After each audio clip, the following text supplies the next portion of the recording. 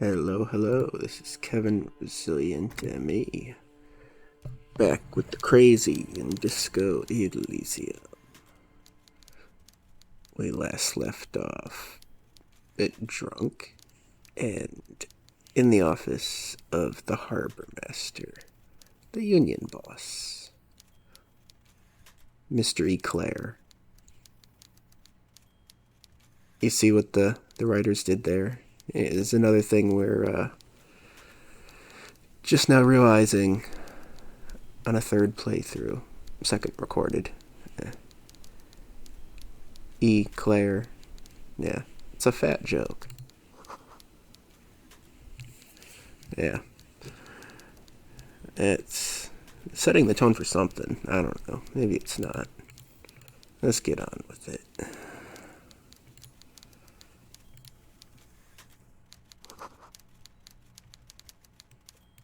Is this someone that we're going to be highly empathetic toward? Maybe. You think Kirby is observant as the woman on the boat about us walking around with the beer bottle out? Maybe. We're going to go back and get that high-grade vodka now that we've got enough money to pay off the hotel room. I mean, that's a bad thing. Rather have not enough money to pay off the room, because then we can mooch off of Kim. Does Kim have anything to say? Are we just standing in front of him? He's not going to acknowledge us. Nah, fine. Don't kill the immersion. Walrus of a man seated behind a large desk. He looks up from his work, not the least bit surprised to see you. Why would he be surprised? We've been standing in this room for how long now? With great effort, he straightens himself up in his chair, yet says nothing. He simply stares at you.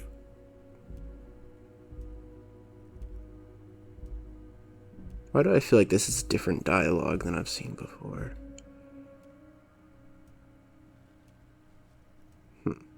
Welcome, Mr. Dubois, Mr. Kitsuragi. It's good of you two to stop by.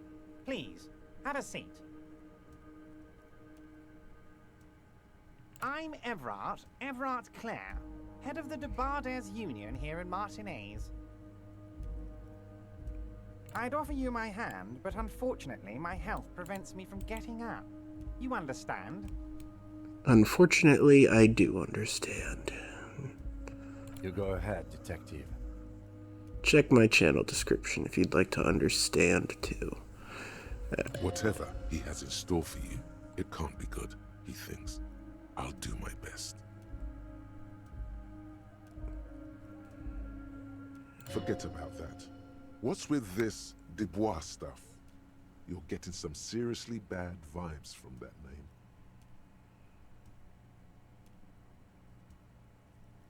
name. Nah, ignore that. Just take the seat. Excellent, Mr. Dubois. I can see that you're a reasonable man, and reasonable men can be of great use to one another.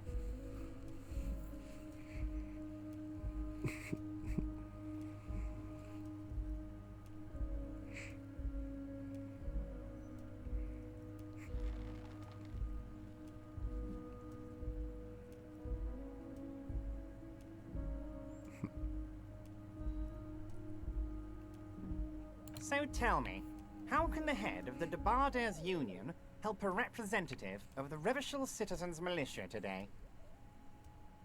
The chair you're sitting on has got to be the most uncomfortable chair in the world. It's violating your backside. Well, maybe he'd had one more skill point. By the way, I heard you got a rather rude reception from a certain Lawrence Gart. Some people have no manners, it pains me to say. This should take care of that nonsense. Oh no. It should be sufficient to cover your expenses for a few days and patch over your differences with a cafeteria manager. Go ahead, take it. Hey, that's 25 real. That's good money. Think of all the stuff you could owe him for.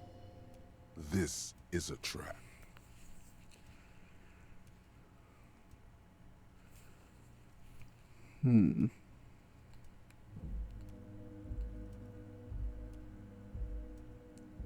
Yes, I know Lawrence. He's a real character.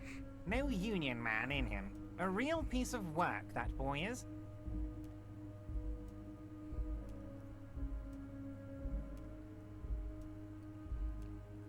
Yeah, check's not as comically large as what we were paid by the opposing party. But we take it nonetheless. Don't mention it. But also, don't forget it. I'm just kidding, of course. Is he? Now, I'd like to set your mind at ease about one other matter. Your lost gun. Let me assure you, Union people are on it as we speak. I've got my best hounds looking for that lost gun. Oh, we didn't even know about that yet. This guy's spoiling things. He's a big old spoiler. Mount you on the back of a Honda Civic, I will. His slug-like lips move, but all you hear is an echo. Lost gun, lost gun, lost gun. The world is swallowed by a black hole of fear. Only two words escape its gravitational pull. Lost and gun. We'll survive this conversation, don't worry. I don't want my volition that low, though.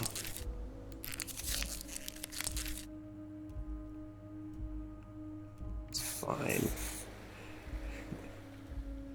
Oh God, why didn't you think of this before?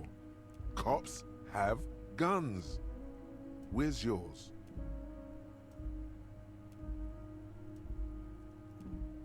Whatever. Fuck love. This is your gun.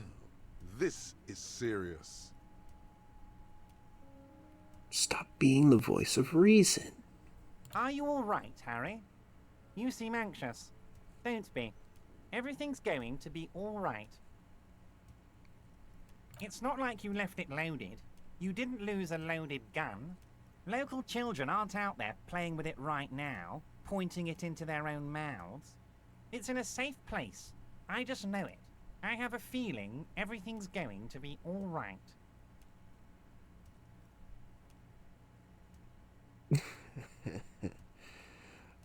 Oh.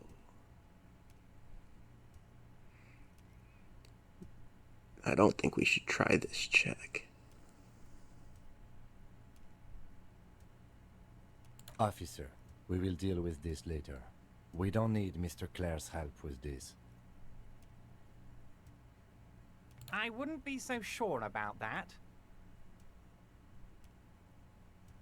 We can't avoid the check. Whoa. Staying alive, staying alive, woo, woo, woo, woo, staying alive. God, you're sweating. Your knee is jerking. You're about to cry, aren't you?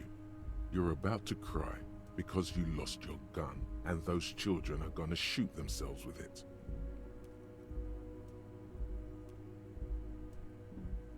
No, we failed the check. There's no point in not accepting our fate. You want to cry? God, you're weak. Whatever you do, don't cry. You'll think you're disgusting. It's fine. Maybe a bit mutual. Hey, that's an ortholinear typewriter. Ortholinear meaning the keys are aligned vertically. Mr. Dubois, you don't look so good. Niche. What is this, Mr. Dubois? He keeps repeating. What is he trying to pull here? You need to cool the fuck down. Chill. Staying alive, staying alive. Forget we do have that, but Mr. Dubois! Mr. Dubois! Harry!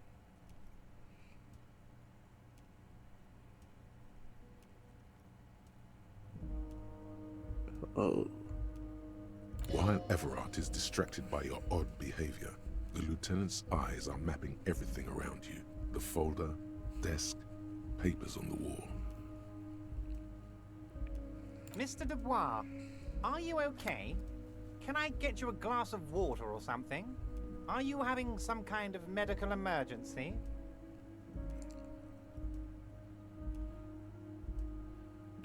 Maybe you could use your hands somehow, in a kind of throw-in motion, like you're throwing that Mr. Dubois act right back at him. He's Mr. Dubois.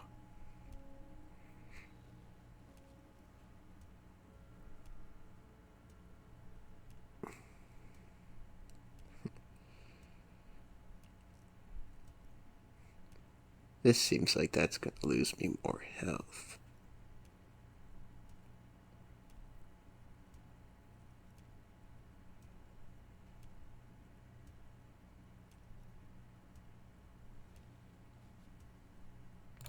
Don't be dramatic. I can see your condition isn't terminal. I'm uncertain about that. What an odd demonstration of... you got me, Harry. I don't even know what. As entertaining as it was, I'm afraid we're wasting our time.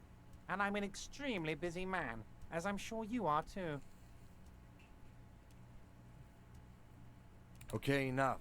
We are here to ask you some questions pertaining to a murder investigation. Quick, here's your window. Get yourself together and ask him questions. Police officer questions. Officer questions. Reporting for duty. It is about time to stop embarrassing yourself. Questions will help you regain some of your lost dignity.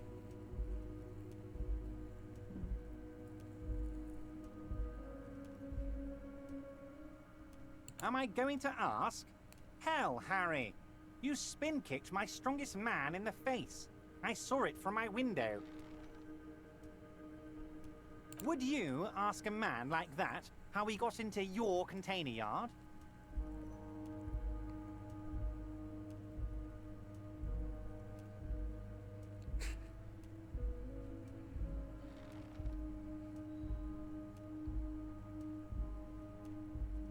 Don't worry, Harry. Between you and me, I'm not a huge fan of his race thing, but the Union did not get where we are today by frowning on eccentricity. Anyway, I assure you, I am a very well-informed man. Information reaches me before I even get the chance to request it.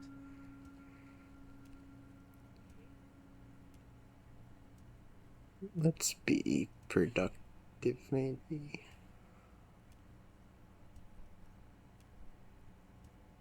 No, let's try to mooch for more cash. That's the priority.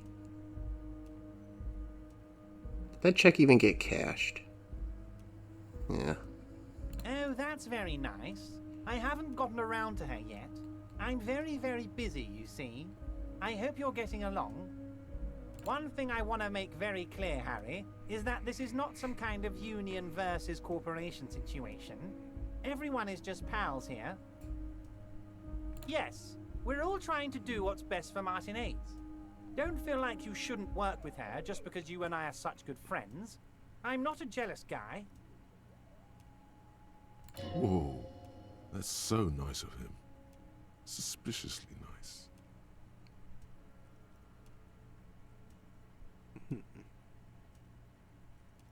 I'm just a nice guy, Harry. I wouldn't be where I am now if I wasn't nice. Politics is all about emotions, and I want you to have positive emotions when you think of me. Okay then, positive emotions it is. You like positive emotions. Why is that such a good line?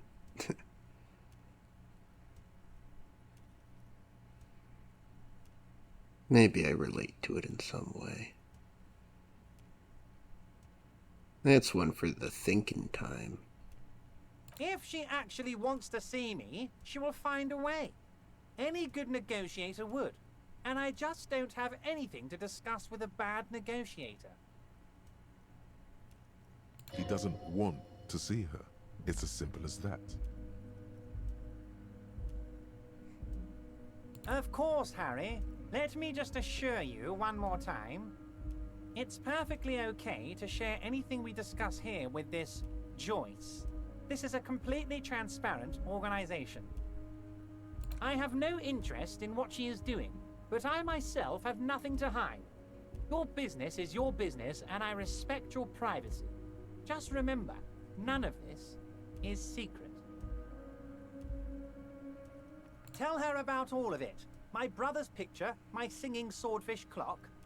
Tell her how overweight I am and how I'm helping you find your lost gun. Tell her about everything. Everett doesn't mind. Your brother's picture? This? Huh. Guess I saw the long hair and assumed otherwise, but... We're gonna have to get an enhance on that picture, see if I'm just making up that long hair.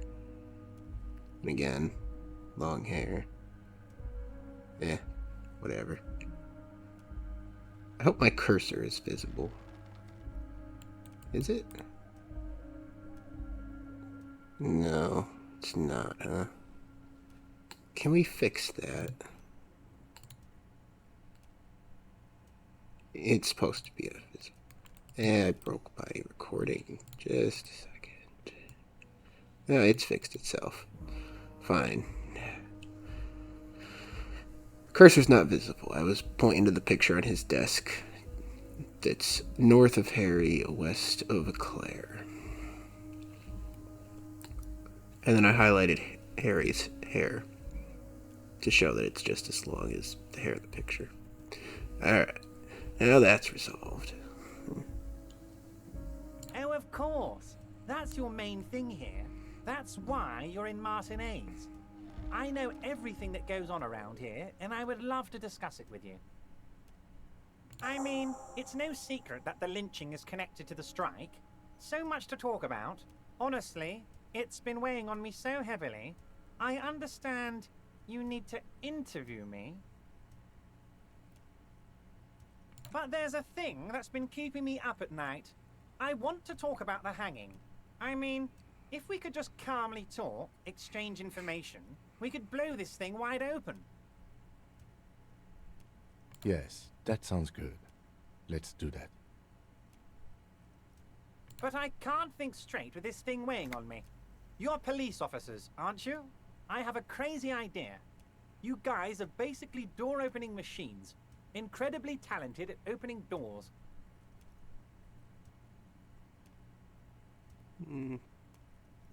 Considering I couldn't even get into the apartment building, no. Oh, you're being too modest, my friend. But don't worry. This annoying thing I have is completely legal. I just need you to open a door. Does this jiggling ooze think he's going to use you? He's got another thing coming. Play his game, son, with your eyes peeled. He's going to slip up, and when he does, you're going to come out on top.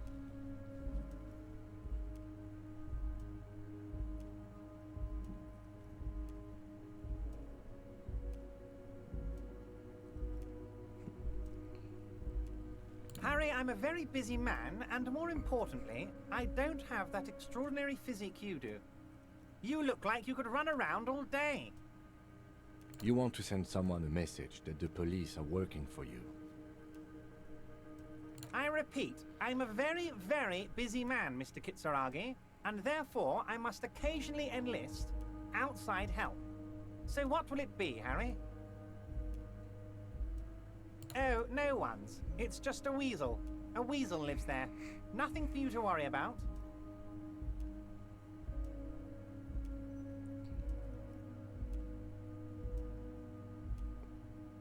A loud blabbering weasel. When weasels feel no one is watching, they start acting foolishly. Just go there, unlock the door, and leave it open. It's been such a burden on me, Harry. I just want this to be over so I can discuss business with you.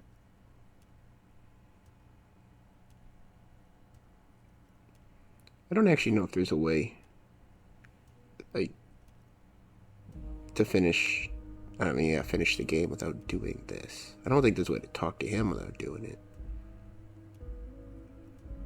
Don't know. But I don't think we really care about not doing it, so we'll just do it. Fantastic, my friend. Just let me know when it's done and we can take our friendship to the next level. You can get the key from Manana. He's down by the gates. Manana's like a free agent in the Union. Special operations. Hardened socialist. A real free thinker too. He'll tell you precisely where the door is. One last thing, Harry.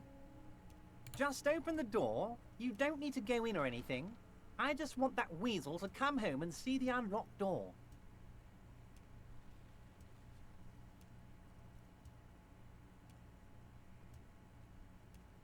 Maybe we don't want to push on those.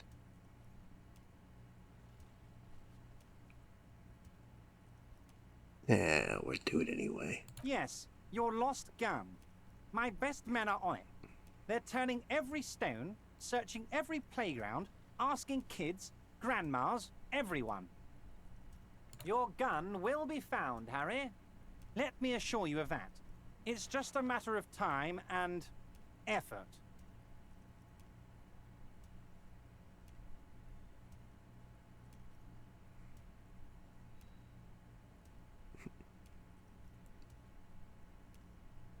Damn it, Harry. That's exactly what it means. I'm only kidding, of course. Of course. I understand. We help you, you help us. How did that give me like, points? Feels like it shouldn't, but whatever. Wait. You need this to get in and out through the gate.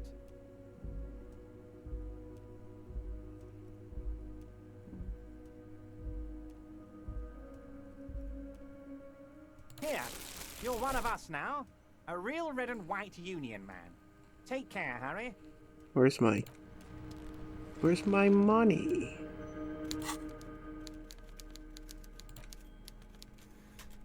Here's the check. Fritz store.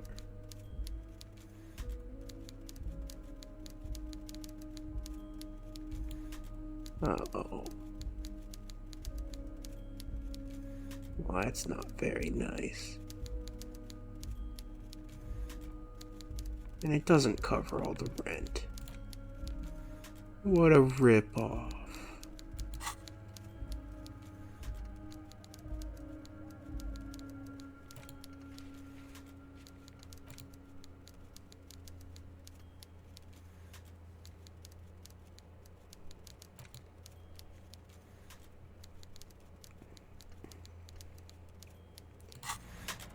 We got so many important and unimportant tasks to do. How will we ever prioritize?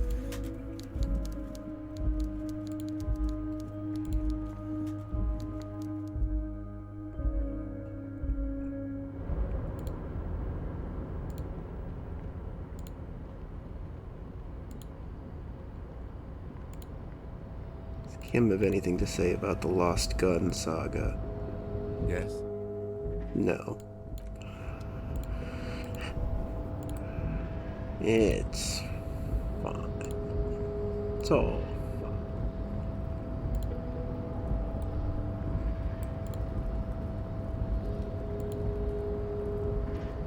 We'll be here soon enough, I'm sure.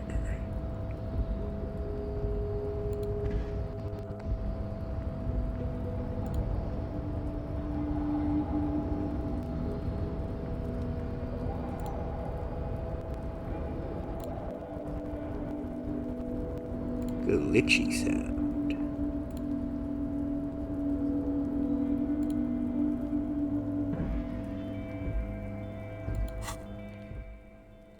Maybe over here we'll just do a little bit of pickup real quick. A lot of pickup even.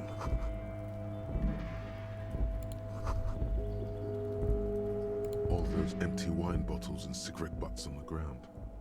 Someone partied really, really hard here. Well, they went through 6 bottles of potent Pilsner, 3 bottles of Commodore Red, and almost 4 packs of cigarettes.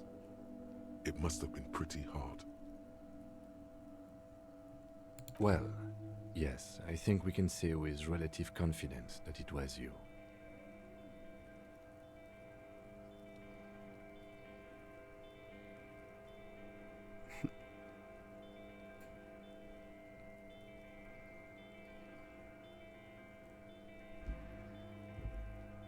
It really, really doesn't.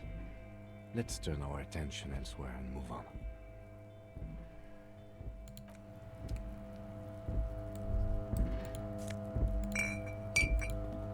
We're picking up after ourselves.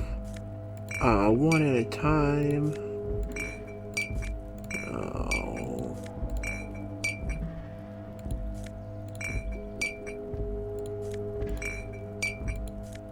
What are these worth? That's not the worst in the world. How are you liking this sound effect playing over and over? That's fun. This is the night watchman's booth. The name on the door reads, René Arnaud. If you must. But please hurry. We are pretty easy to spot up here. Nothing incriminating catches your eye. The cabinets are clean and their sparse contents meticulously organized. There's a framed photograph on the table. Not thief today. Gonna do a no stealing playthrough, yeah? Let's get going. The entire neighborhood can see us up here.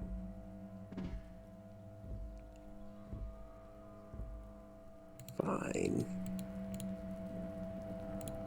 I don't know why that's bad, but fine.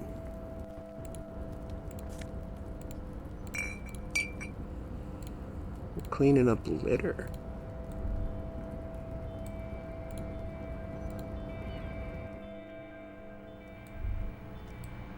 Don't know what's wrong with a little community service. I don't know that we're going to be using that one again.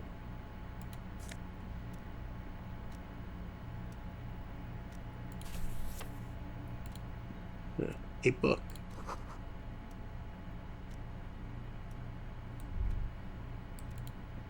That wasn't stealing, it was left out. Trying to open that might be stealing though. Unless it's already unlocked. On second glance, someone has forgotten to properly close one of the drawers. Oh. It's unfortunate for the Union to just leave their paperwork lying around like this. Let's see what's inside, he thinks. Just a peek. The drawer opens smoothly. Inside is a well-organized selection of brown folders. Hundreds of documents containing logistical data. 2 kinds of transactions stand out. Materials coming into Revachol from the outside world, from Muindi, Grad, and even Ilmara. And the same materials being handed over to companies inside Revachol. Couron, Coal City, La Delta, and Jamrock are listed among the many districts where the imports are being sold. Wow, that's incriminating. It's hard to make sense of this thicket of company names, dates, quantities, and percentages. No. You try to focus, but the lines are getting blurry. We're gonna have to come back to that. The drawer slides shut smoothly. Or not come back to it, because it's probably unimportant.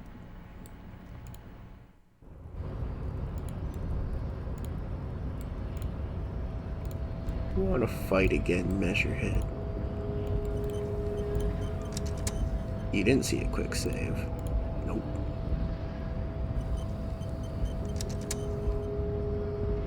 Why is it auto-saving? So I swear we clicked on that box. No? Do not presume this has drastically altered our race dynamic.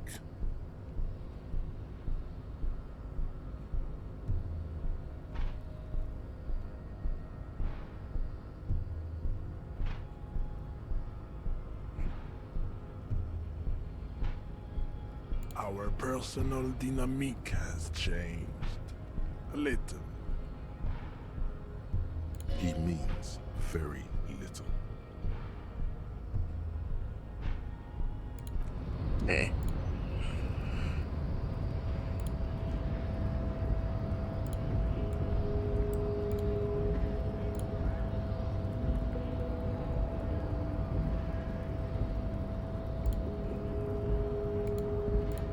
Alright, marinara sauce. Where's that key?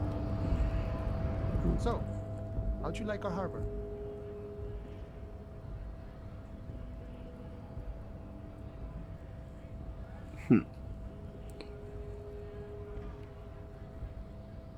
It's but a rest area on the path leading across open plains. Right. You talk to the boss, eye to eye, like men of the plain. If you have any more questions, I'm set to talk. A key, huh? What door is this key supposed to open?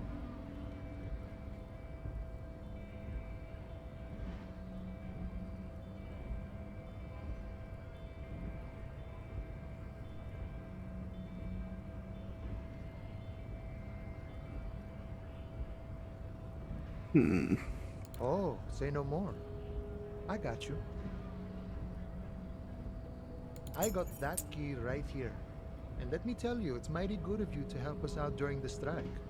Working class solidarity, as they say.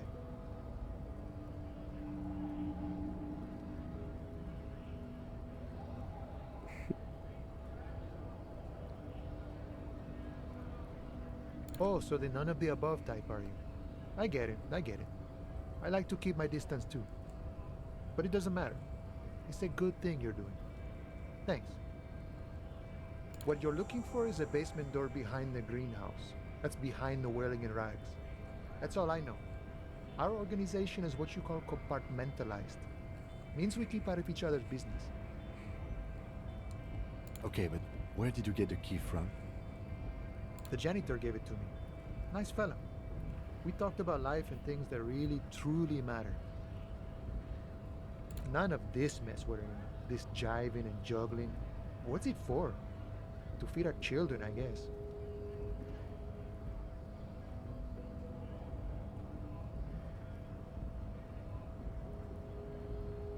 I'm more of a philosophical dock worker, see. I like to talk about the big picture stuff. Who I am, who you are, what we are fighting for. Who he is and what they're fighting for? This is interesting.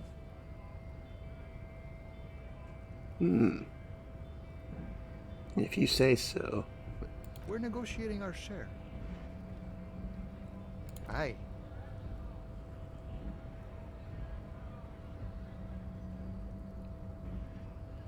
This stuff, they already covered.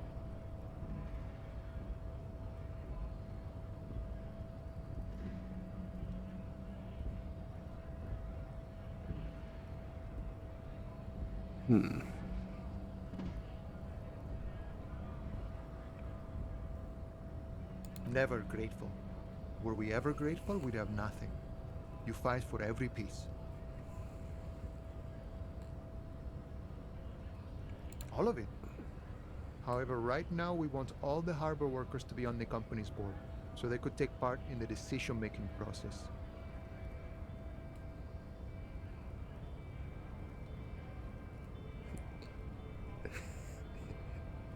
No. I don't think I'm a communist. Seeing something of value and saying I want it all to myself is a much older and simpler notion. No science to it at all. Even a weak child can think it. The only things holding someone back are I can't and I shouldn't.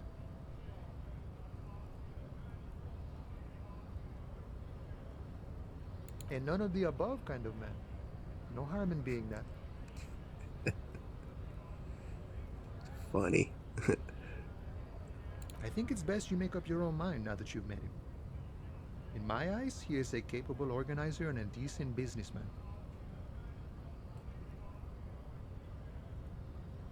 I guess you kind of get to be the village chief. He oversees the harbor, makes deals with the owners or other relevant parties, watches out for his own. By that, you mean corruption? By heavens, why would he not be corrupt? We live in a harsh and disordered world, see? And in this world, the old man is corrupt for our benefit, and we know it. Appreciate it even. He is, personally, not too lavish. Yeah, very ascetic. Okay, he's reasonably lavish, sure. That's his prerogative. It's not like you want a saintly demeanor on a corrupt motherfucker. That would be a manipulative illusion. Besides, there are no non-corrupt systems in the world anyway, and moralism is the most corrupt of them all. Not you, you would like to say. But then there's that weasel door.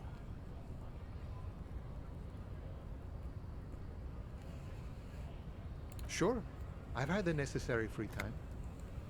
Fortunately, there's always time. The man sits on the railing, his hands reaching far and wide. Yet it feels as if he could, effortlessly, go even wider, if need be, an endless torrent of time.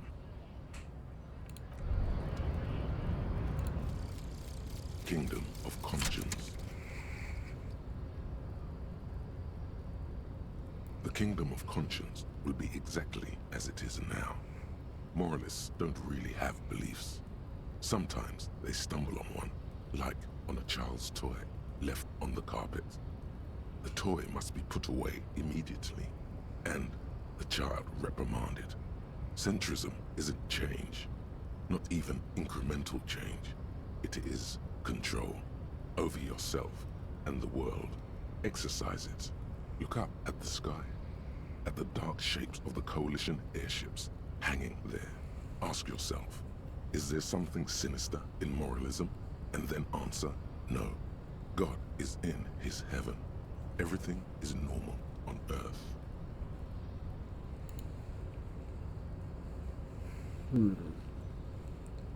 Heal morale. That would have been useful before this conversation. What?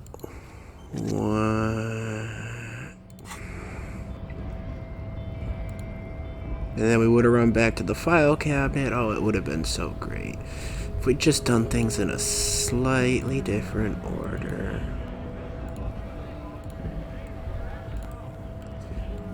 Yeah, well, missed opportunities.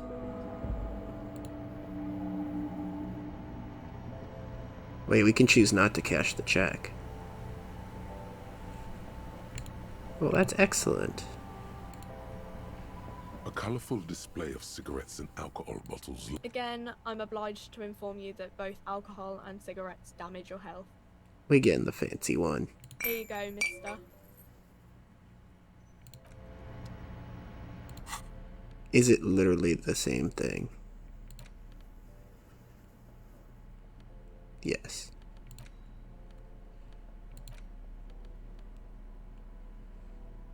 Well, that's okay. So we're on a spending spree.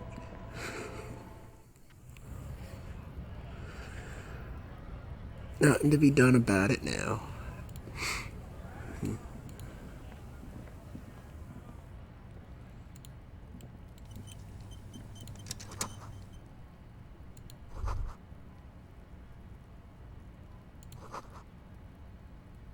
Look at all these pop-ups.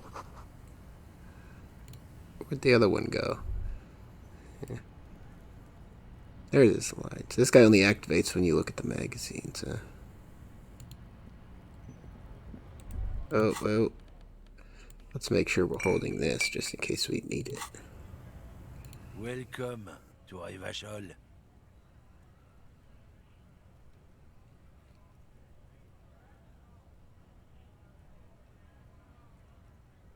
Don't you welcome to Revachol me. My grandfather came here from a 3,000-year-old racist isolationist culture, while your ancestors came to this island a mere 300 years ago. Every school of thought and government has failed in the city, but I love it nonetheless. It belongs to me as much as it belongs to you. The lieutenant's impassive mask has been replaced with intensity. He speaks not as a cop, but as a citizen. He is Vacholier, a Revacholian.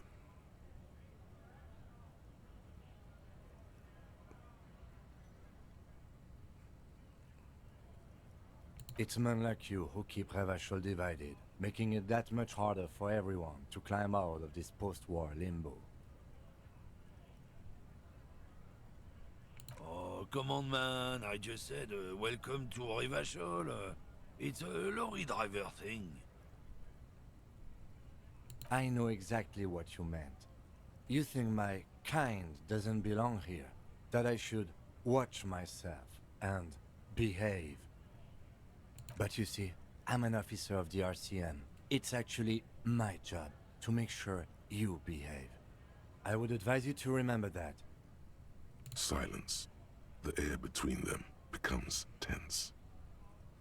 Your partner needs backup. Now's your moment to shine.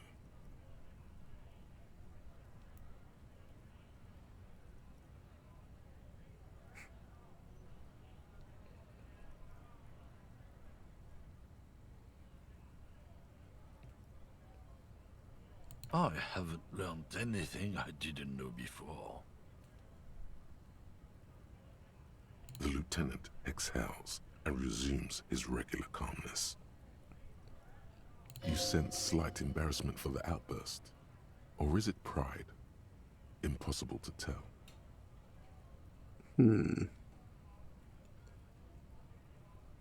Whatever you say, officers.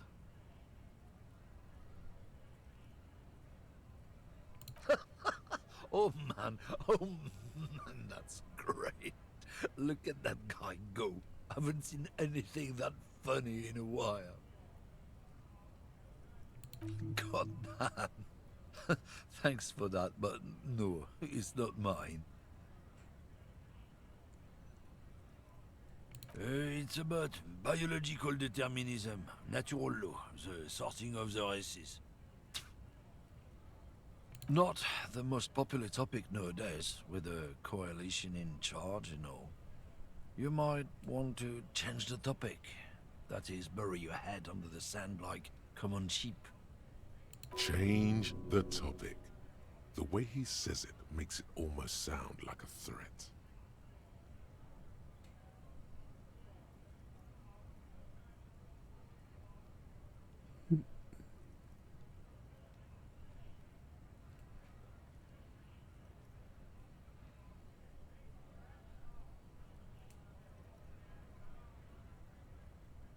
Let's see where this dialogue option goes. Where did we click that last time? I don't remember. Yeah, go with the first one. I'm not the only one. Look, I've read books. The science of racial theory has all been proved, even if some people don't want to accept it. People who've studied these things say that you and me are superior by design. So, naturally, we Occidentals should be in charge. Obviously, you can see the merits in that.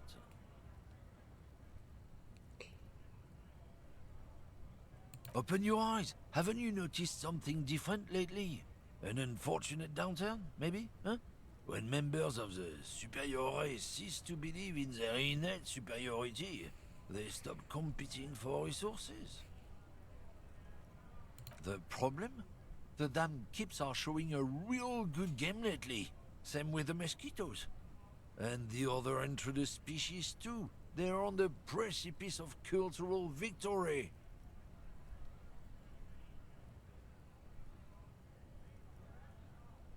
It's true. Also, you need to realize the dangers of mixing races. Who knows what might happen if people don't stay in their birthplace? You might end up with a new subrace, with unknown characteristics, leading to extra competition. That's why you've got to control the offspring.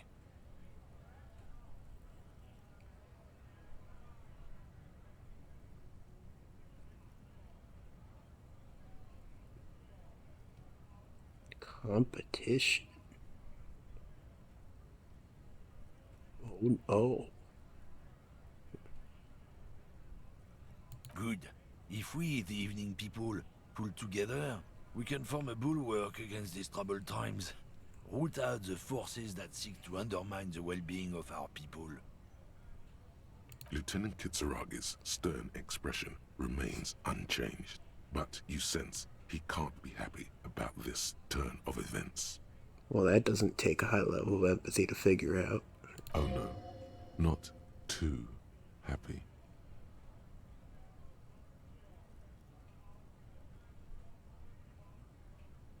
I don't understand that line. Oh, not much anymore. I'm here to pick up some cargo, but the dock workers are on strike, so it's a sit and wait on your ass situation.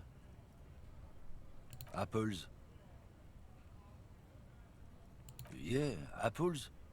I take it you had other questions? He's given you the runaround. Let's be honest, you were bested. Oh, well.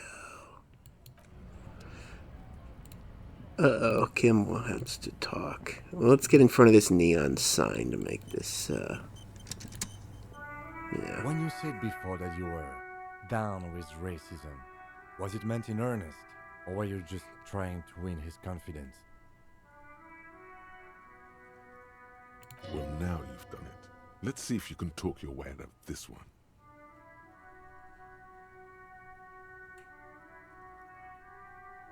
Yeah, I was being empathetic. So you don't find his views, say, unbefitting of a police officer? He's not a police officer.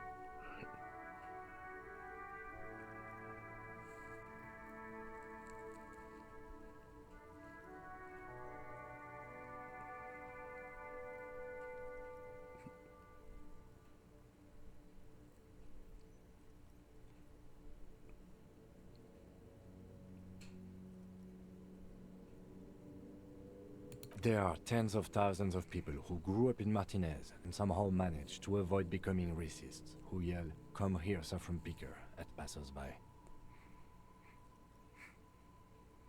Our position in Ravachol is already precarious. Many people think we are vigilantes as it is. I can't have them thinking we are racist vigilantes to boot.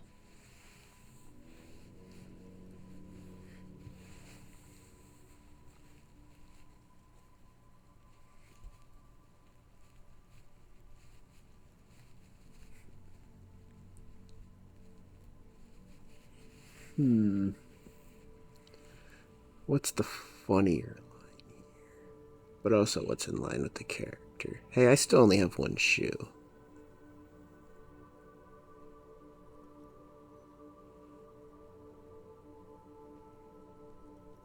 Why didn't anyone tell me?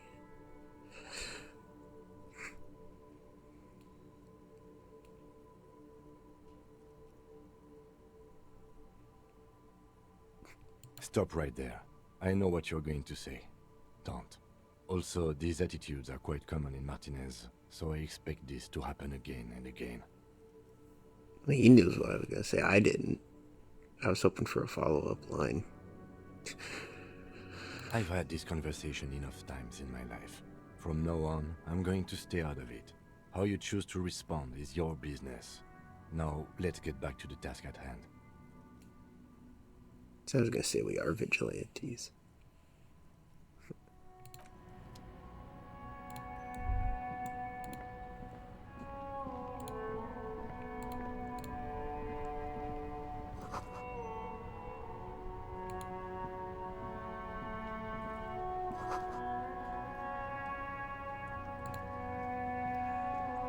The RCM in Martinez. What can I help you with? I have no idea, actually. was hoping you knew. Of course. What can I help you with? How have I never realized these chairs and tables are here for what I guess would be a kind of patio-ish arrangement. Yeah. Sitting out to eat here.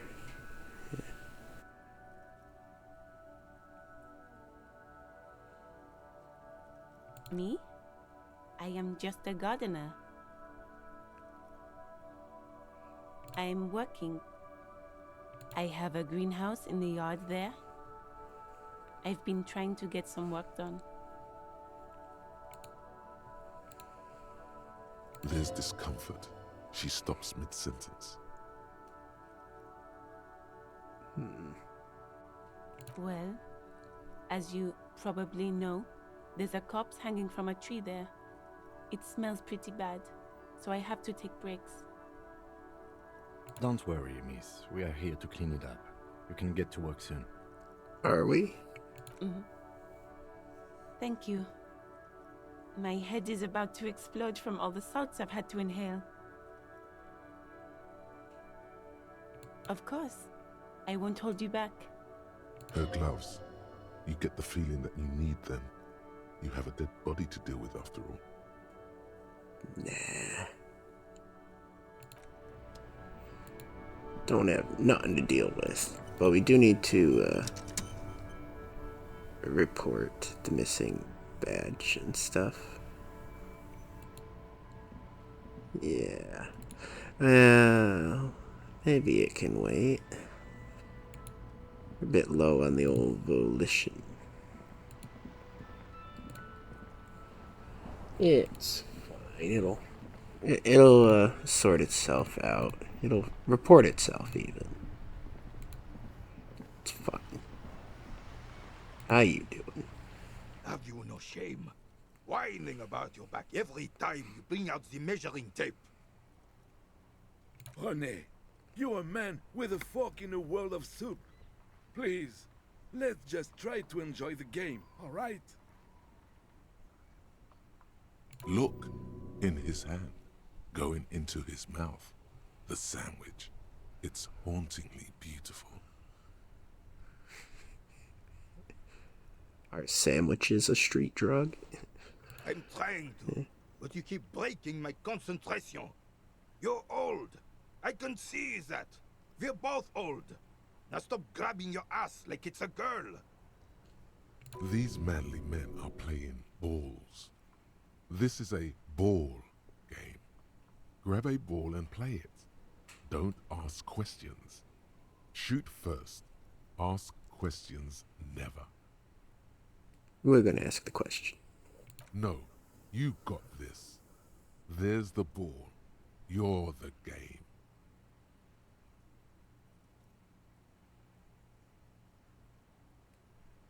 I don't know about that. Yeah, we're not drunk, so... See? Your munching and complaining have ruined my concentration. Ah, mon Dieu. The pain in my back is unbearable. I can't even say if it's in my back or hip anymore. Feels like it's in both. I hope you pass out from it. You goddamn jellyfish. Men like you are the reason this nation is sinking. Shush. Ignore them. They don't know what they're doing. They're old. You are letting down yourself and the team. Get in the damn game already. Doesn't matter what team. Pick a team. Any team. The blue team. You're letting them down. Get in the game and throw the goddamn ball. Eyes on the ball, Dinky Winky. No. Sure, officer. I am René Arnaud. And my specially abled partner here is Gaston Martin. How can we help you? Yes, the Debardeurs Union pays me to stand vigil during the night. Not out of any political allegiance, mind you. I'm an old man. Don't sleep more than a few hours every night anyway, and money is tight. He feels like he has to justify himself for some reason.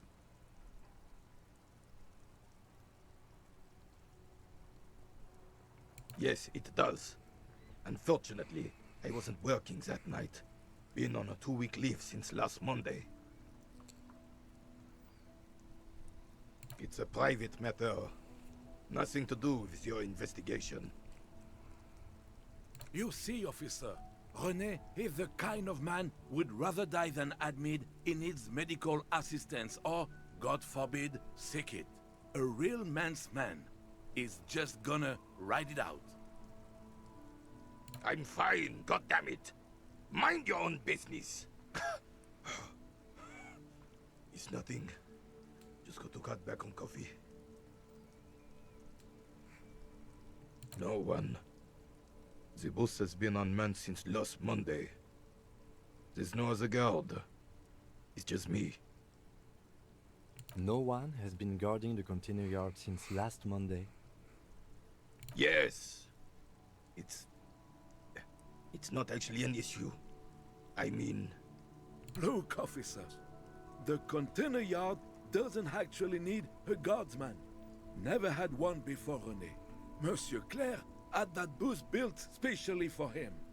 It's mostly decorative.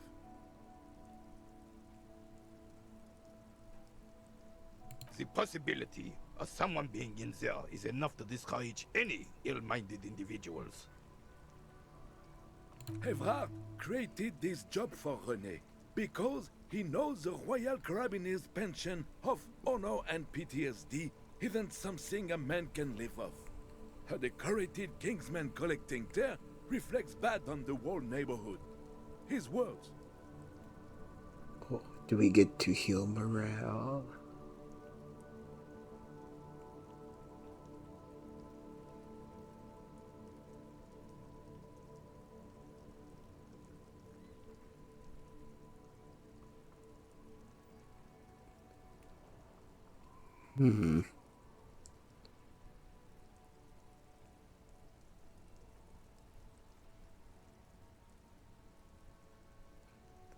I think this is the right one for that. Look, officer, can we conclude the topic of my guard booth now? Yes, like I said, it would be up anyway, so might as well keep an eye out. It keeps my senses sharp. Unfortunately, I don't. Unlike most of the locals, I have no qualms about assisting law enforcement, but this affair has passed me by completely. In Martinez, the union is the law, so can you really blame them? Cop is a pejorative term. I don't have a problem with policemen. On the contrary, I admire the effort to bring order to our streets. If I knew, I would not be afraid to tell you. I simply don't. I'm an old man, not a coward. The daily business of the riffraff no longer concerns me. This is a man with a lot of past, but little present, and almost no future. Yes. The terrain here provides an interesting variety to a familiar game.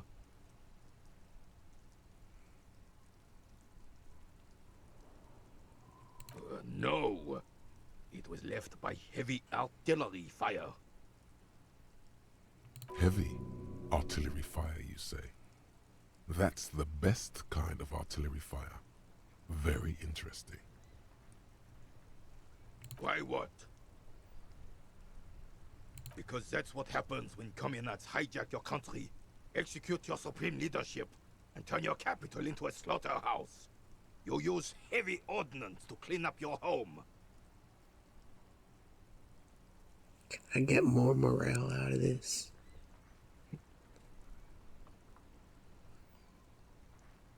Commies, communists, socialists, anarchists, call them what you like. They just chose the name to feel special. Senseless sentimentality. Sadly, no. It was the foreigners who brought them to their knees. We fought valiantly. Too valiantly. So valiantly we got licked. Should have fought dirty, like they did with their suicide sex cult propaganda and mad anarchist women strapped to shrapnel bombs. We didn't though, and we lacked caliber. God bless him, but the suzerain's cannons simply weren't big enough. This place is a damn beachhead, son. They had to soften the commies up first. Yes, the military coordinated amphibious landing to take back Revachol. He finds your lack of historic knowledge troubling, a sign of mental deterioration in the preceding generations. Martinez was used as one of the 3 footholds in Revachol during Operation Deathblow in 08. The other 2 are off in Stella Maris and the Delta.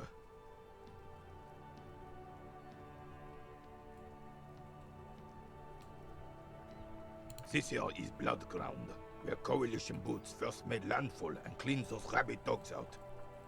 Most likely, we're playing pétanque on their mangled corpses. Blood ground. You got old René going there. Like he isn't hungry enough already.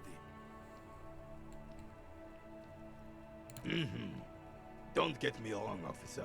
I hate those foreign dogs, but the enemy of my enemy and all that. They're the lesser evil.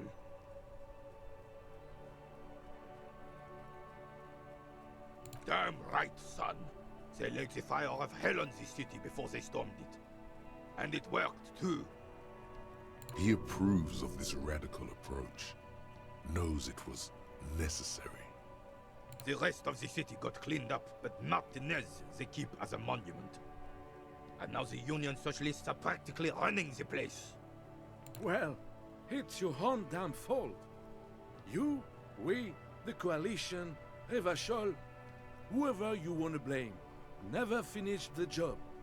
Officially, the party never surrendered. Of course they still all influence. You don't even begin to truly understand the players at the table, let alone the specific circumstances surrounding the... What do you think?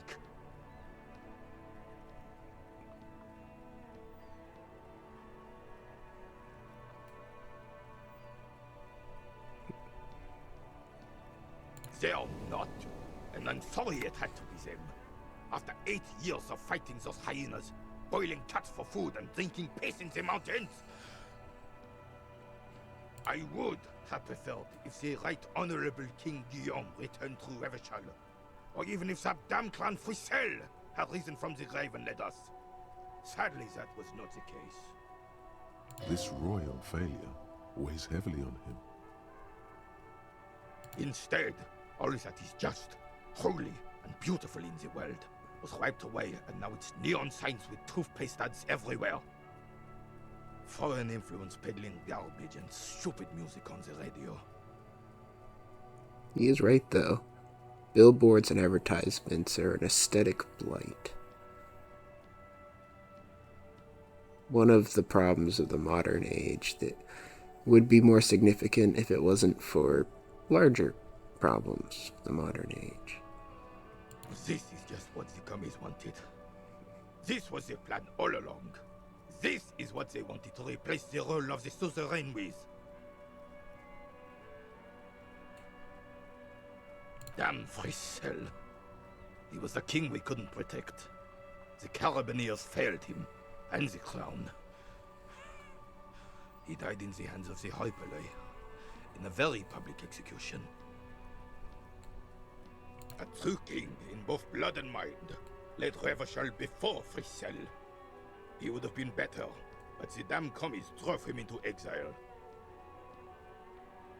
The suzerain is the king! Has everyone forgotten already?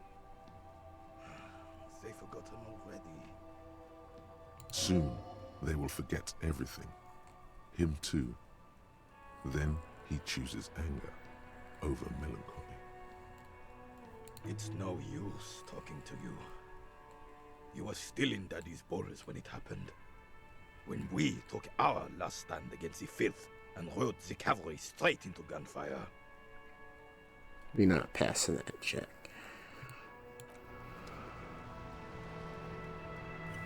Can I talk to him specifically? Does that work? I have really Yeah. outdone myself. This is divine. That sandwich would probably give us some health back. Yes, that's what you need, Gaston. More padding on that fat ass of yours. I hope your heart gives out. René, it's a little pleasures. Life doesn't need to be a struggle. Hello, officer. How might I be of assistance on this fine day?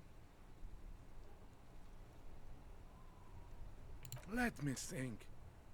I heard someone was hanged and left on a tree for a week. But that's all I know, really. Of course, officer. I mean, I hope I can. What's on your mind? Oh, the goal is to throw your bull. As close to the cochonnet as you can. That's the cochonnet.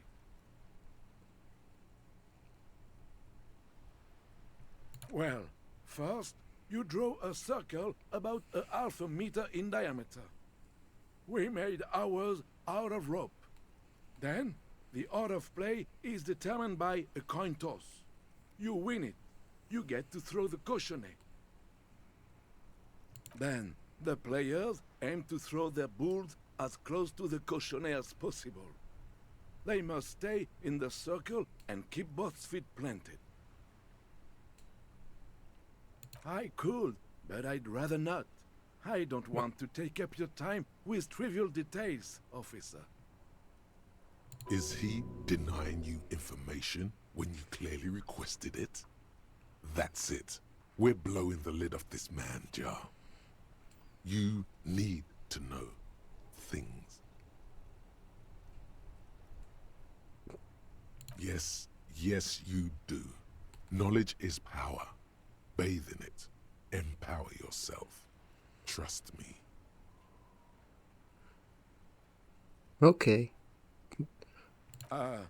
Then there's measuring the distance between the bull and the cochonnet. I always measure ours, but usually it's done by the player who threw last. The opponent has a right to remeasure if he has doubt about the result, and... Can you believe this clown? This is information you must have, and he's stalling. Lives could be on the line, and he's just running out the clock.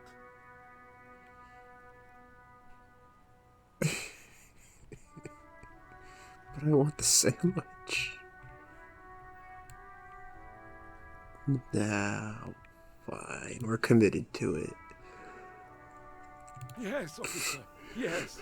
I swear, I don't know anything else about pétanque. It's all I know, I swear. And that's how you break a man if the good cop and the bad cop have left for the day. Disturbing cop to the rescue. Let's cool Mr. Fight or Flight down before he kills someone. He gets overstimulated. But seriously, enough with the pétanque already. Yes. I'm sorry, officer.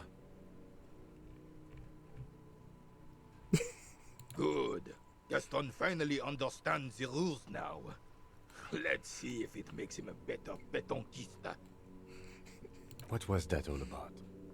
Some experimental interrogation technique you're honing? Yes. I know a weird cop when I see one. It doesn't work. Weird cop only confuses the suspect and the weird cop himself, while all he should have done was ask normal questions. Just please ask them normal questions. Can I have that sandwich now? I'm sorry, officer, but I really don't share food. Nothing personal, it's just a principle. The only one you have.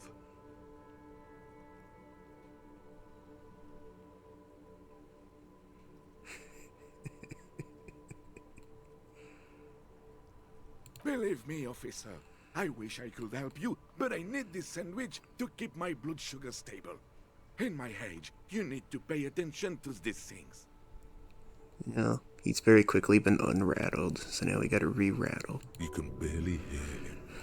The sweet smell of pickles in harmony with garlic butter and marinated onions emanating from the sandwich is driving your mind in a singular direction.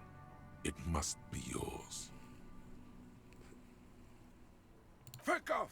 It's mine! Sorry, officer. I'm sorry. I didn't mean it in a bad way. But the sandwich is mine. I'm not gonna share it. When the dissidents come to rape our country, he hides. But try to get a bite of his dear sandwich and he gets claws? We are a special kind of vermin, Gaston. -1. I mean, could get lucky on that, though. A man so principled about his sandwich calls for a principled approach.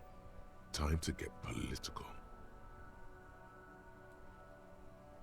You really do. Now, unleash the fury.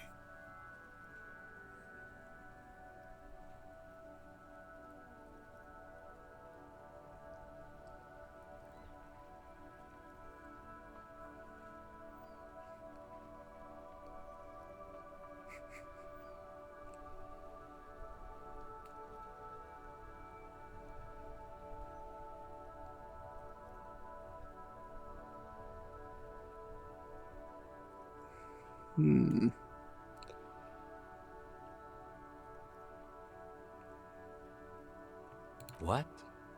What oppressors? I am not going to listen to this comic connery. Huh?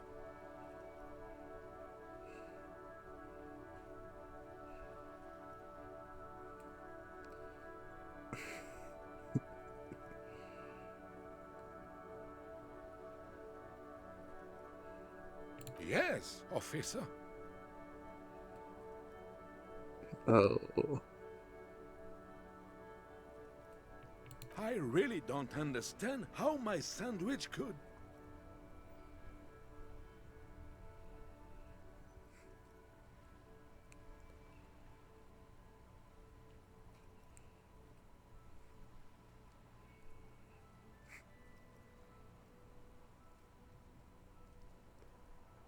I would rather just have this one, officer. It's really good.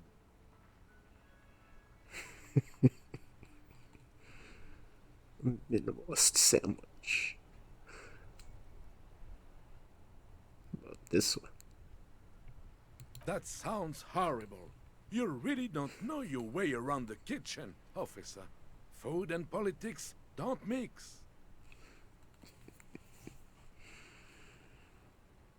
He doesn't want a fine metal sandwich. Maybe a heavy metal sandwich would have been better.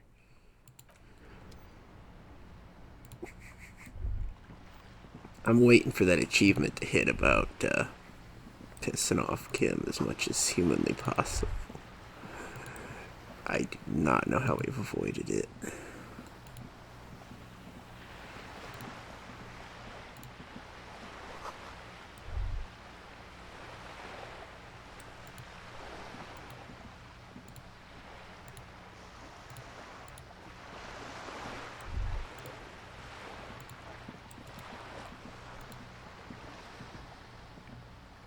Fish.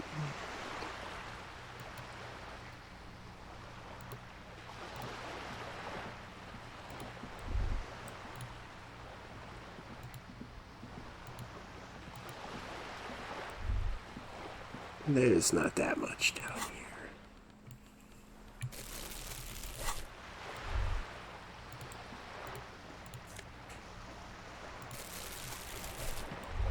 I see a bottle. I can't click. Oh.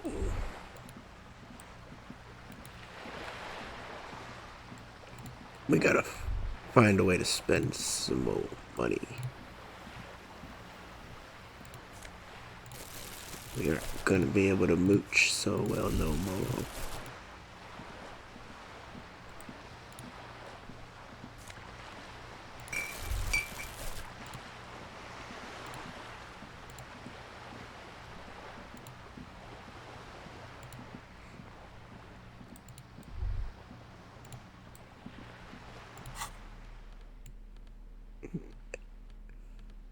We'll put our bottle back.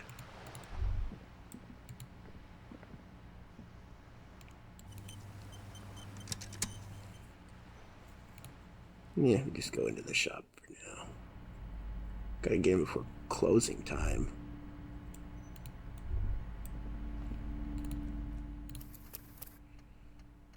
Drop a save.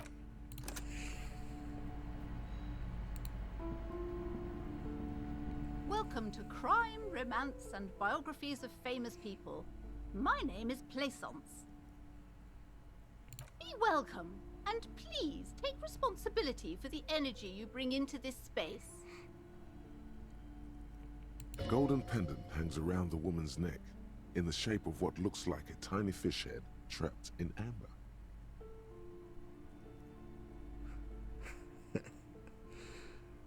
I already start with the mooch.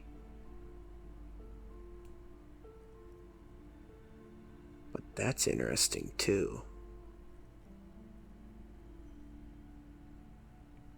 Sir, don't be ridiculous. I certainly will not give you money. I would be doing you a grave psychic disfavor.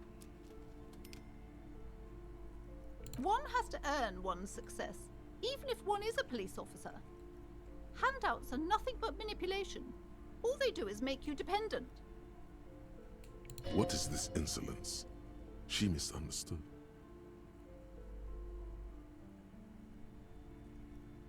No, I'm not saying that line.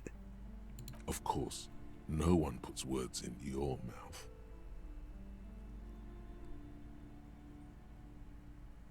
Oh well. Oh yes, helps to have an anchor in these times. I am the proudest owner of our little shop of culture. She has fine-tuned her voice to find the most welcoming approach for attracting new customers. It doesn't work. Then why are you talking to me? Everything is on the shelves to browse. Don't you feel compelled to buy anything? See those shelves there? Go, be drawn. Everything is on the shelves. Take a look yourself. The shelves compel you, don't they? She's attempting to mentally direct you towards the shelves. She only wants you to buy the goods. She doesn't care about the books. Truth be told, not really. My sister brings in most of the goods. I'm sure it's all very literary stuff with well-written prose. But you don't learn about the important things in life from fabricated stories.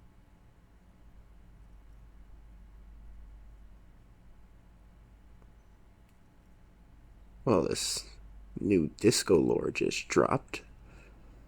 The bookstore woman don't even like books. The truth is available if you just know where to look, and you have to open and free your mind to understand. She smiles and nods, seemingly relieved. Annette, yes, my daughter. I hope she wasn't slacking off again with her nose in science fiction. Tell me, was she at her post doing her job like a proper girl? I don't know. Probably.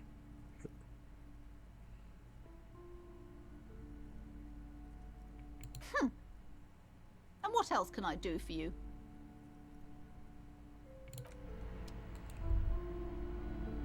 She don't even like books.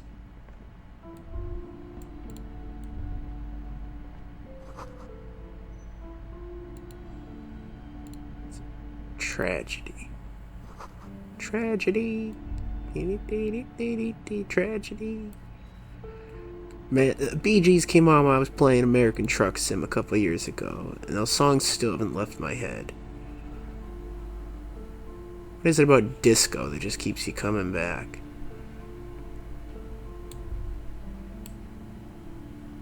Would you believe me if I said I didn't plan that joke ahead of time?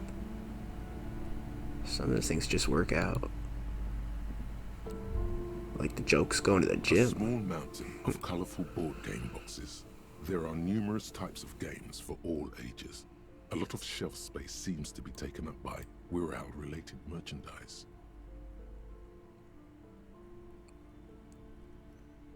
An endless variety of source books, lore books, and codices litter the table.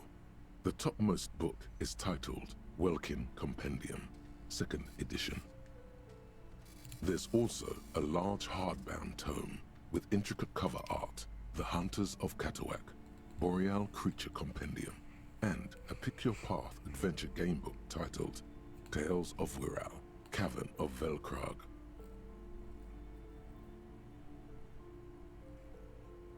A towering mountain of colorful board game boxes and Wirral codices. Wonderful board games, sir. The Viticulturist is a classic for sure, or perhaps you'd like Archipelagos of Insulinda, a very educational game for those interested in geography. Well, she knows about what she's got over here for sale. Browbritter is a fun game of economic competition, but can get quite intense after a while. We have games for the whole family. You can play with your children. Who are you going to play board games with? Do you have friends or family?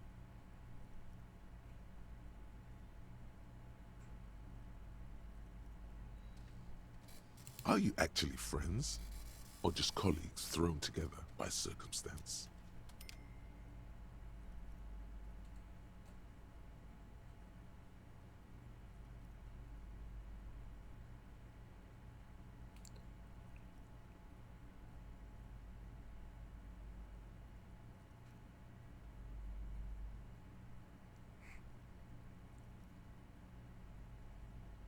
Friends are technically like family.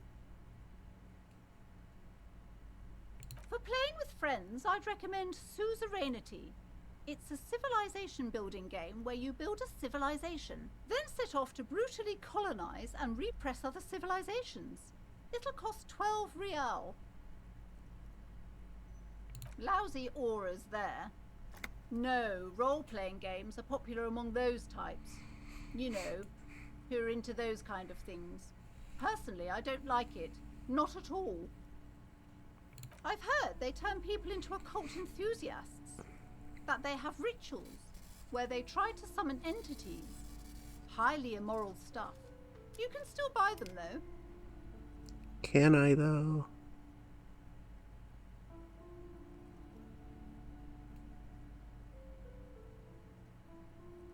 Wonderful choice, sir. A wholesome family game. We just on a spending spree over here. It's fine. Money to burn and all that. Grab a bit of The everything. display rack is brimming with worn paperbacks featuring an extremely muscular, sword-wielding barbarian on the cover. Nearly all the titles contain the word Hyundai somewhere. Oh, Man from Hyundai. A very popular series of adventure novels. They're awfully immoral and violent books.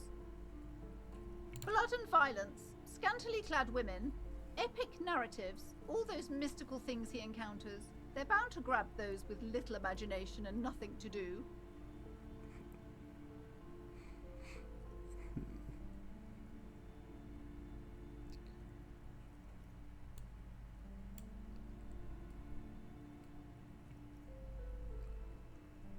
What does it matter?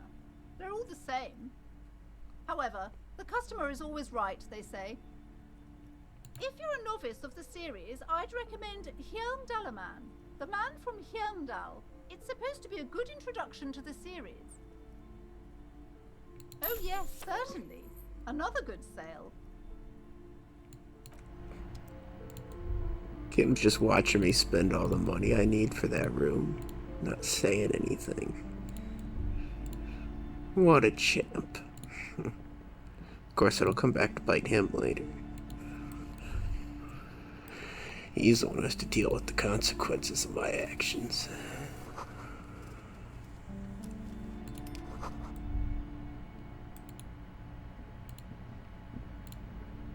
This looks like a colorful book rack. This bookstore is not strictly about crime, romance, and biographies of famous people. There's also a wide range of paranatural literature. Amidst the various books, you find one written by someone named Matthias W. Dundas. It's about wholeness, unity, balance. The point of the book, and many others on this shelf, is to give people medicinal advice in situations where they don't have access to paid health services. Oh, that's just like real life. It's a shame, I've already been through and tried that kind of stuff. And it didn't do anything for me. It serves platitudes, while also telling everyone that traditional medicine, the kind people don't have access to, and which costs more than this book, is garbage, and would only give you cancer anyway, without even curing your cold or anything. Wholeness, unity, balance, on the other hand, can basically take care of anything. Though it is important to note, when it's up to your mind to heal yourself, then it's because of your mind that you're ill in the first place. Well, that's the same belief system that the doctors at the hospitals I've been to have. So you get all the benefits of paying ridiculous quantity of money for the paid health services, just to get the stuff that you can get off any spirituality channel on YouTube or blog. Yeah, that's the best one. The last time I was at the hospital, this supposed neurosurgeon said that the entire science of genetics is quackery, because genetics is downhill of an ill mind.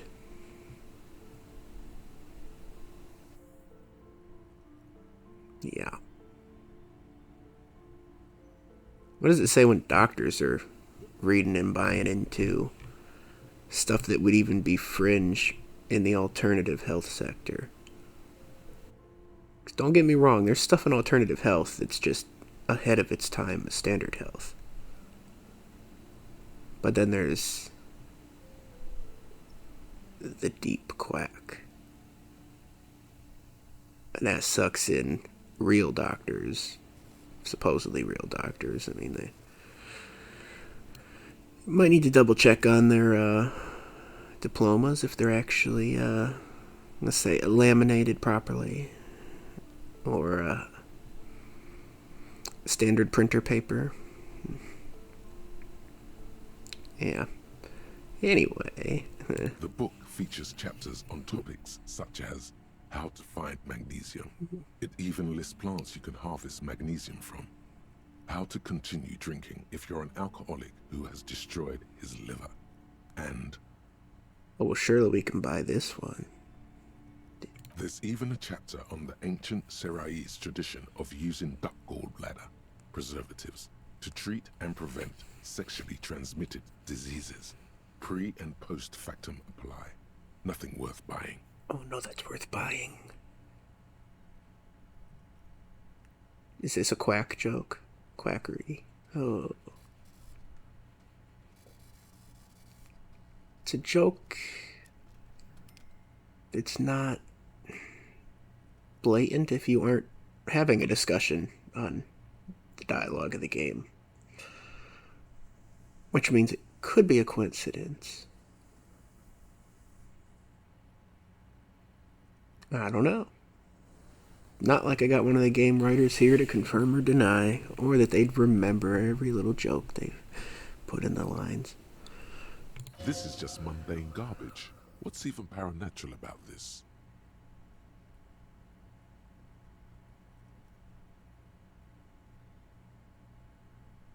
We're gonna pass this. through the law of attraction and faith. See, mind over matter. The throbbing in your head increases with every passing moment you gaze at this shelf. I hope I didn't just cause someone to double down in their faith in certain matters. It was an 83% chance of success, don't you know?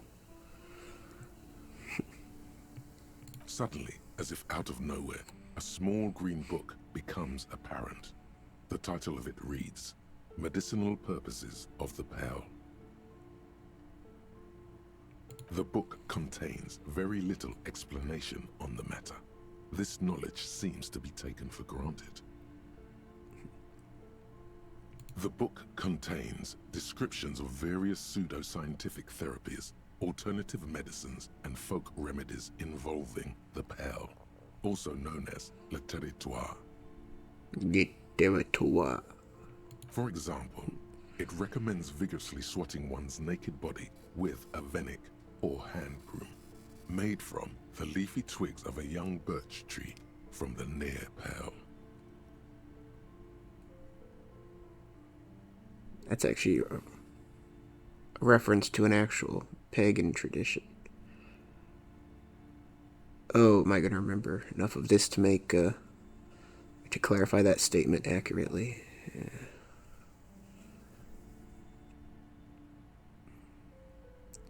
It's kind of an end of winter, maybe kind of fertility. I don't know if ritual practice is probably the better word. It's nothing to do with twigs of a birch tree. It's climbing to the top of a... can't remember the actual variety of tree. I think it's one of the evergreen varieties. I'm not going to make a specific guess when I know I'll get it wrong, but you grab there's something different about the flora at the top of the tree that you have to, if you want that specific thing, you have to go to the top. You grab that, you come down, and it swats on the butt. So, said it's related to ending the winter, bringing the spring. But it's not maybe that literal.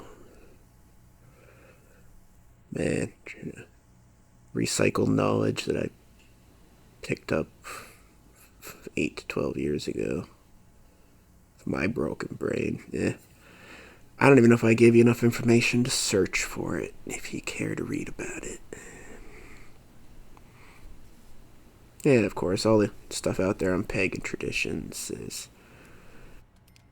such a wide variety in the understandings of it that, you know, most of what's written is wrong. Assuming that people took things 100% literally, like actual cause and effect of rituals and so on.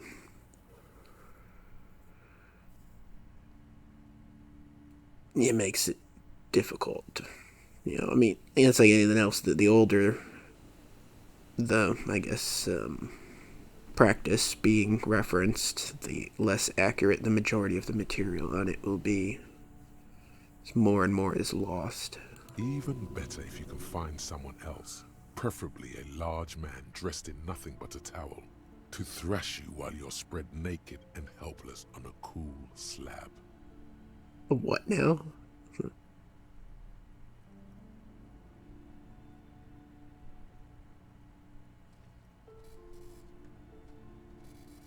It is supposedly invigorating and good for the circulation.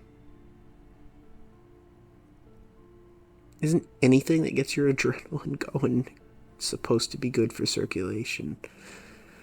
Might as well just stub your toe.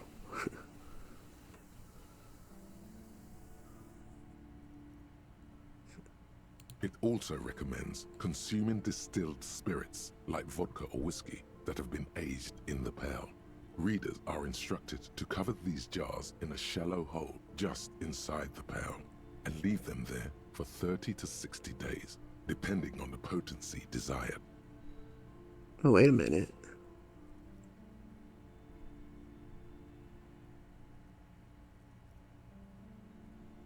Among other benefits, it is alleged to restore a damaged liver to perfect health.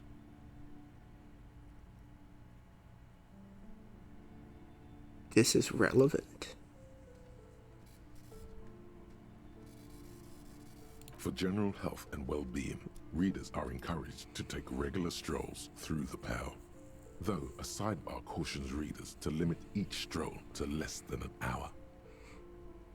These strolls promise to cleanse the mind of warriors and the body of toxins, especially if the perambulator performs this ritual in the nude. Nudity figures prominently in a number of these prescriptions. This is exactly what you need.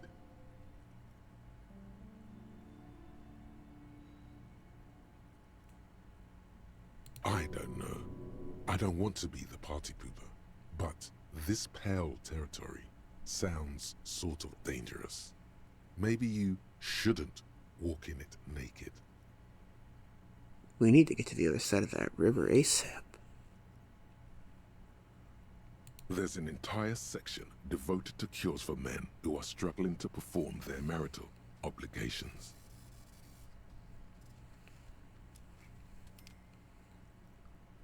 Excuse me, sir. I believe you've been perusing that particular volume long enough. If you'd like to continue reading, I must insist you buy it. Fair enough. Indeed. Something about that book does seem to have spoken to you. Why is it 420? I understand this joke. That's less obscure. Well, I hope it contains what you're looking for. Come, sir, please, no browsing in that shelf. That wisdom is not for free. I can't have you end up, like, opening a police store next door and stealing my customers. Oh, no.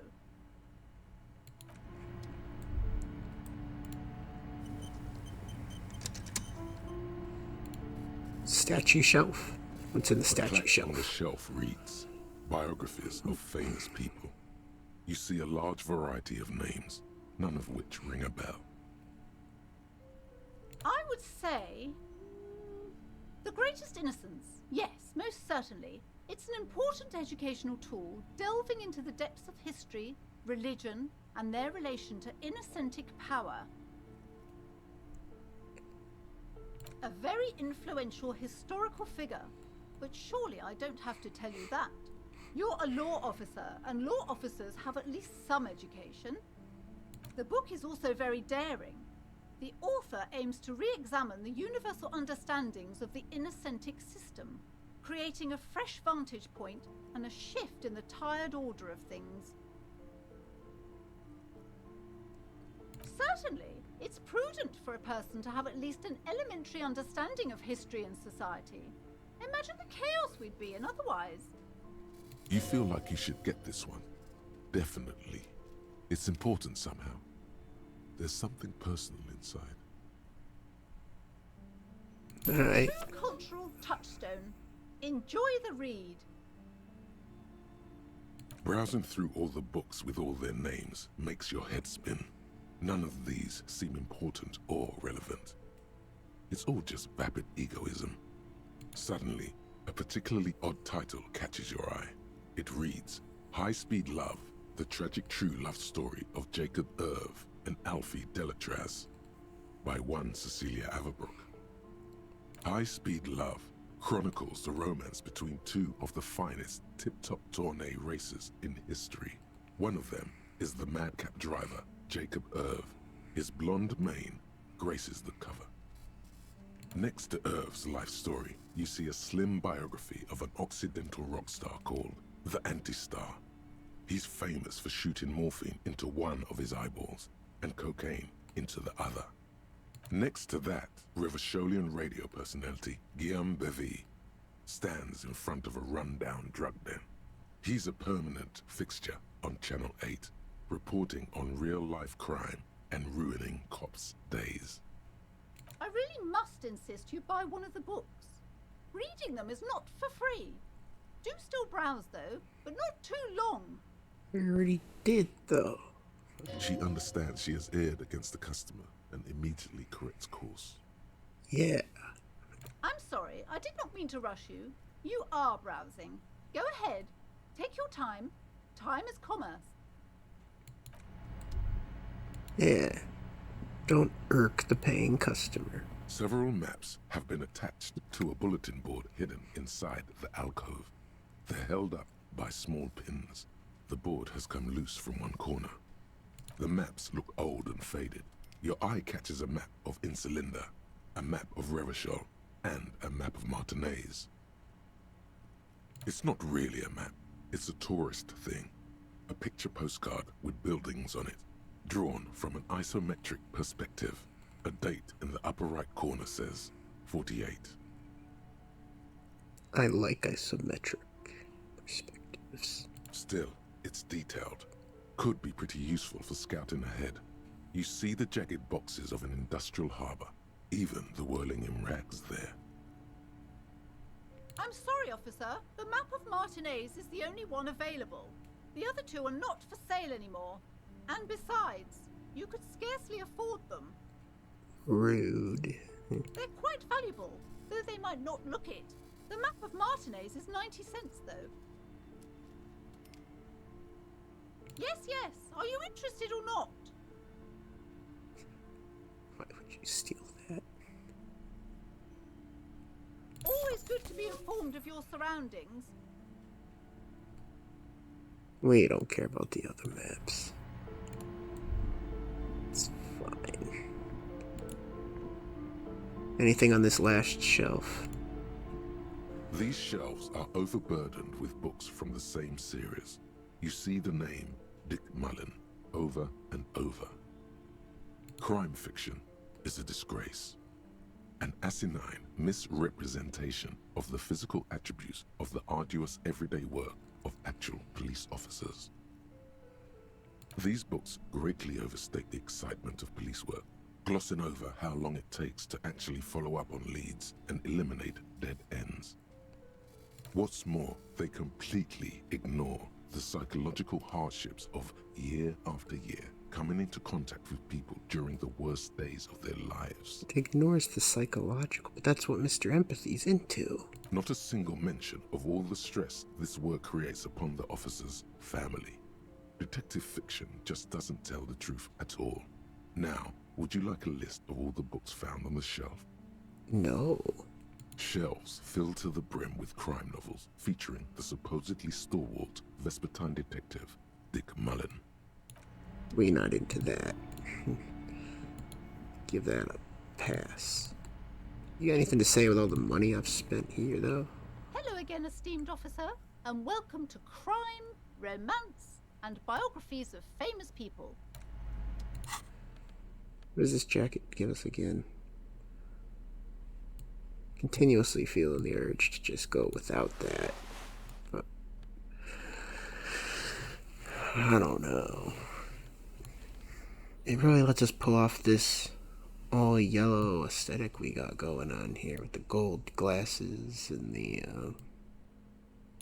gold liquid. Kind of thrown off by the gloves, but whatever.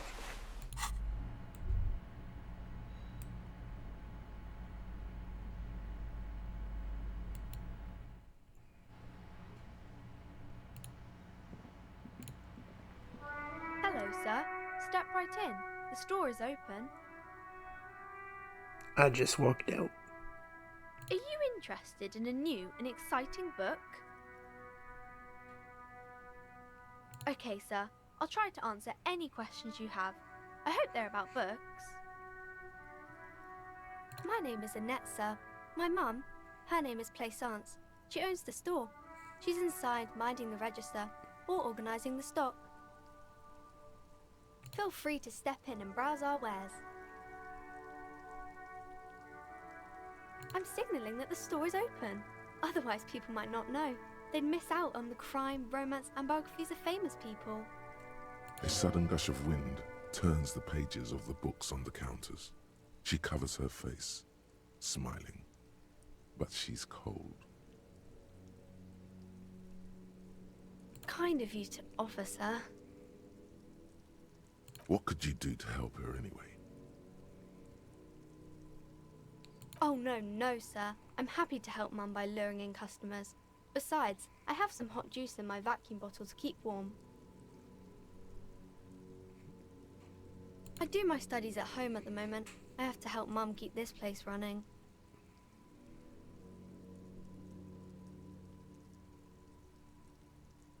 Mum says it's necessary to do both because it builds character. Mum says a proper worker is dutiful. That's how you get ahead in life. You succeed. Mum says it's peachy. She was a little afraid at first. There's talk about this house being cursed. Behind her, the window has been boarded up. You sense the boards creaking, twisting for a second, and some kind of doubt in her tense shoulders.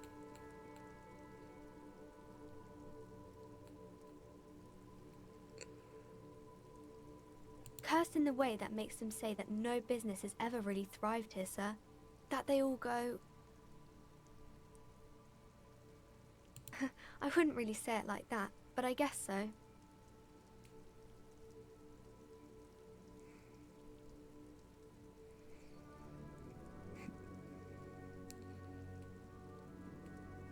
We can go into the bookstore and ask about the case, but I don't see much more to look into here. Yes. Please do also look at our wares inside. The postcards and board games are there, sir. Nothing really, sir. Mum doesn't allow me to sneak around in the back rooms or the cellar. I don't really know what's there.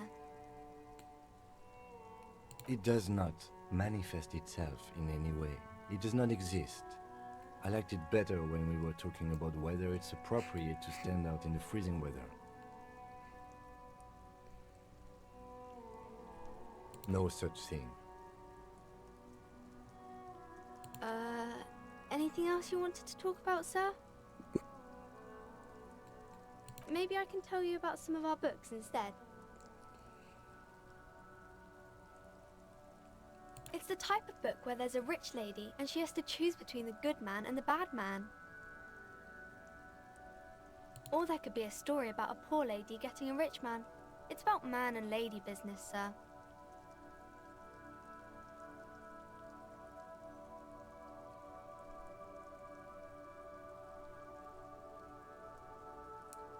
It happens, but usually the guy gets rich in the process. Or should actually be rich himself, but has lost his family property unjustly, like during the revolution or something. Those are unhappy books, for most of the pages.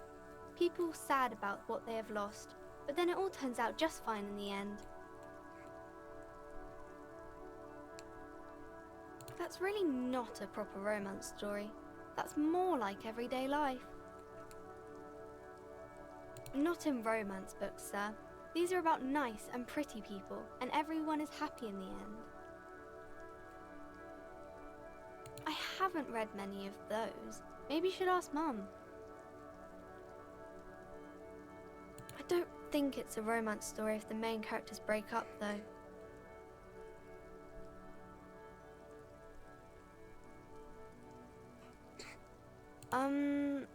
No, I don't know. You can take this.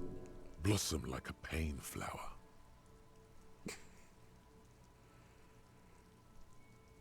The girl is at a loss for words. She shifts and sways on her feet, looking confused and uncomfortable. I'm sorry, sir. I Oh, no. don't know how to help you.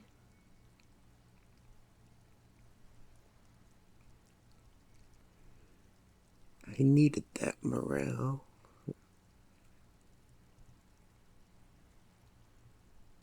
Sir, sorry, sir. I'm still little. I can't... It's time to leave it be. You're about to make a child cry. Are you proud of yourself?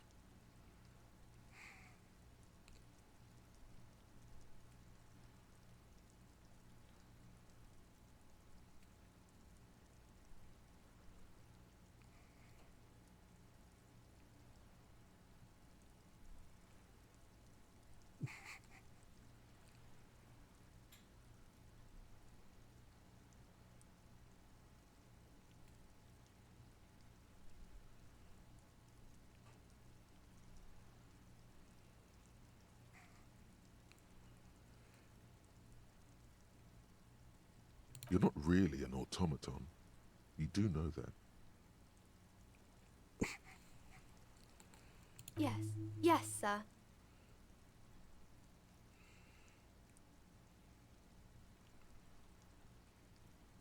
Oh, kings and queens and generals of old, or artists and writers, or musicians, those kinds of people. There's usually something extraordinary about them. I think that's why people read them, to find the secrets of their fame.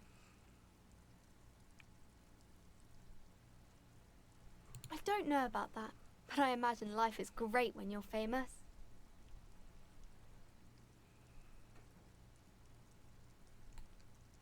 Why would they do that, sir?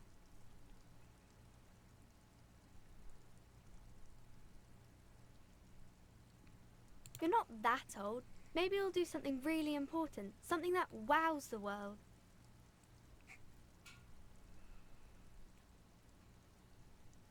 Yes, there's hope. A lot of famous people got famous late, or even after they've died. Yeah.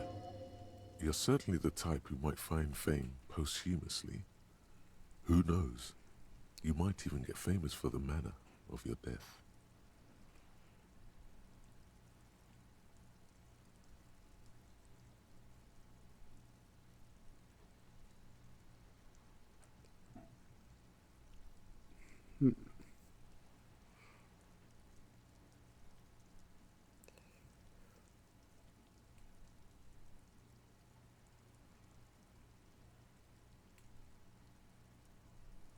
Maybe not. No one needs a book written about them anyway. It's always better to read books.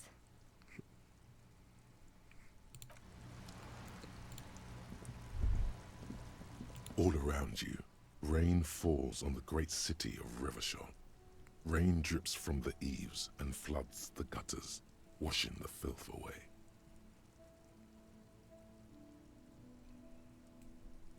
The spring thaw must be here.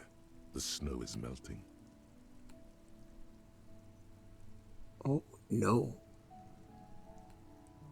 I want more snow, though. Looking up at the sky, cold water dripping from your hat.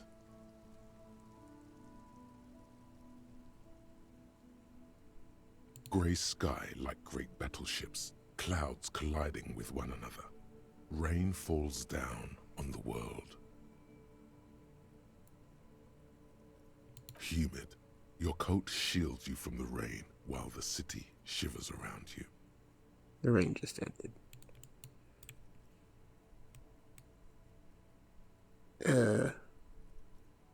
I just broke the color palette. Please fix yourself, game. It's fine, I know how to fix it.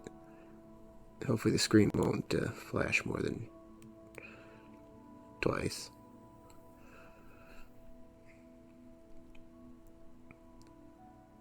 Capeside apartments. Tower blocks crowd one another. 4.46mm bullets still lodged in their war-torn stone walls. Hallways collapse from the mortar hits of a war that was lost long ago. Clotheslines go to waste in the rain. Radios play. A yard. Rain falls onto the roof of a woodshed. Coal leaks into a puddle beneath a dead man's feet. He swings from a tree, bloated. Droplets of rain slip from his cold cheeks. There he is. The great gates of the industrial harbor are locked. A chill runs down your back. You shudder like an animal trying to shake water from its hide. You shudder, looking down at your feet. Dirty rainwater runs veins into the plaza's snow. You realize you still have only one shoe, nearby on the balcony of the Whirling in Rags hostel cafeteria. A single crocodile skin shoe now fills with rainwater. Yep. Thanks, game.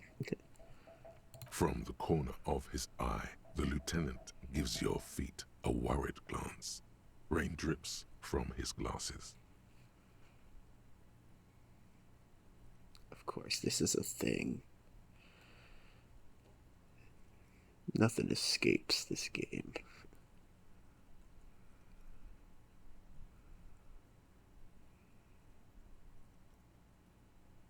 The lieutenant nods, then looks east. Behind the gates, heaps of supply crates, red and blue metal shipping containers, slick with rain. The Greater Revachol Industrial Harbor is an artificial mountain range. Immense wealth resides within, and immeasurable poverty in its shadow.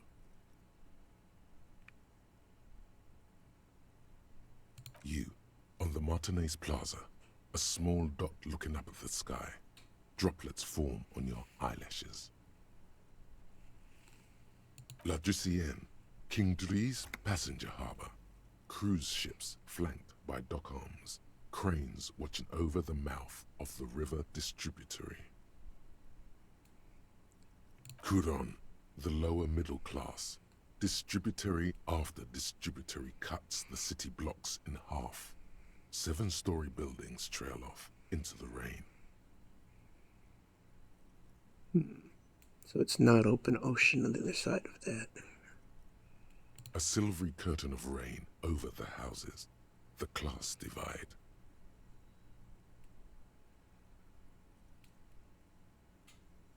Yeah, what's below? Collapsed storm drains.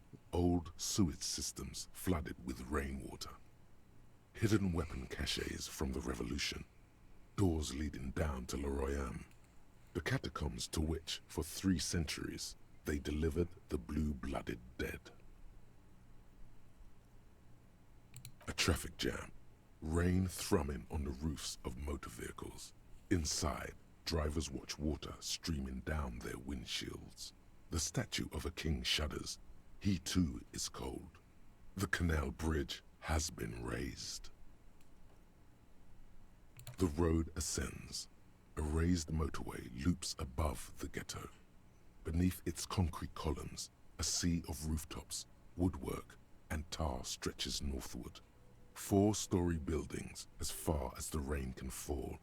The snows melt in Jamrock.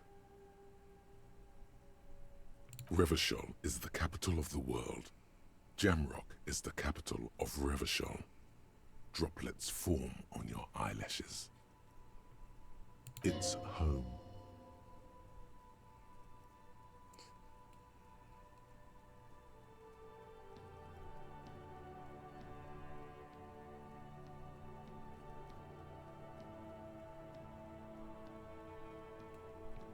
In the rain-swept distance, above the rooftops of Jamrock, a repurposed silk mill stands perched above the motorway exit. Precinct 41 hunches in the rain. Satellite officer Jean Vichmer rushes down the precinct stairs, umbrella in hand. It's unopened. He doesn't seem pleased about the spring rain. On the bridge, Officers Torsen and McLean are standing guard. Torsen wears jeans and a fishnet wife-beater. Satellite Officer Vichmer passes by, and the young man remarks to him. Where's your homo, homie?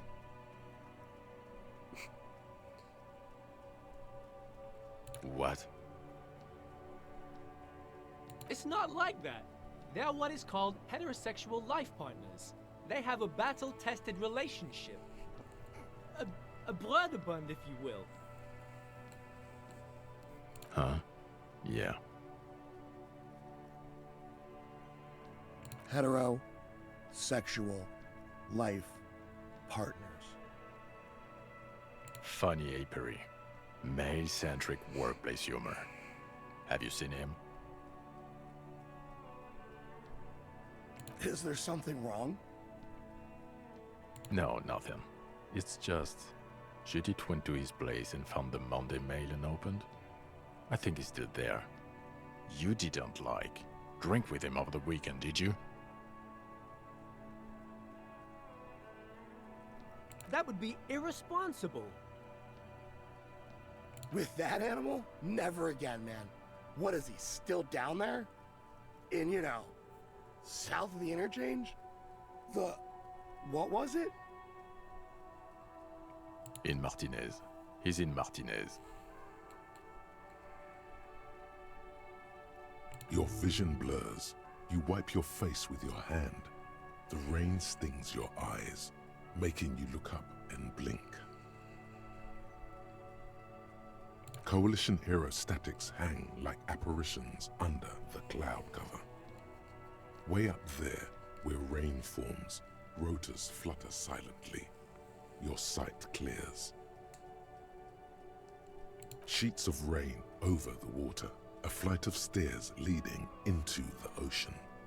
Wave after wave washing the coast of Martinez, with its motorboats and gently swaying reeds.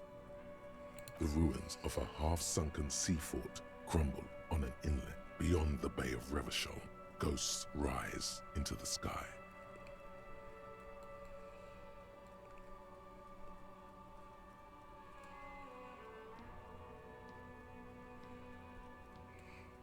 Urban coastline, rain dripping off Eternite-covered roofs, cinder blocks left over from half-finished construction, a defunct research and development building, once seized by revolutionaries. An old wooden church stands on stilts above the water. Coal City, end of all lines. Oh.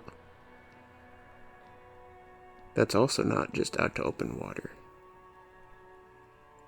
Why did I think Martinez here was like a peninsula, like surrounded by open ocean on at least two sides? Yeah. I guess it's more of a land bridge or something at that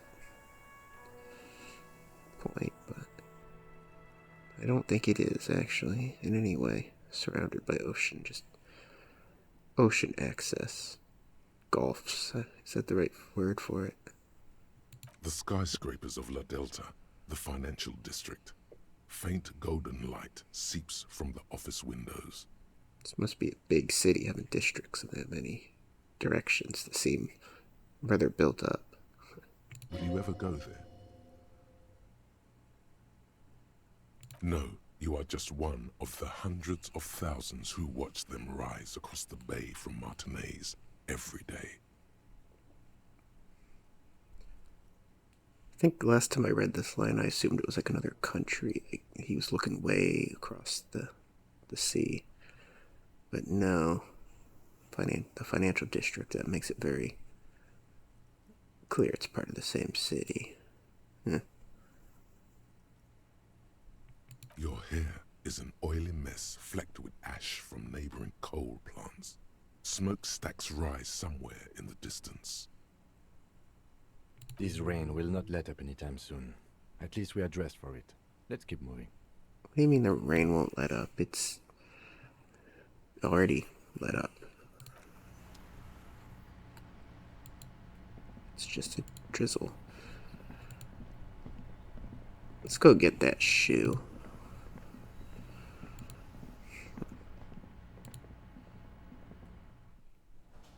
Are we gonna have to do a check to knock the water out of it now? You still sleeping? That sugary black rum stain on the counter makes you teary-eyed with joy. It's almost touching how syrupy and sticky it is. How long have you been up already? Oh.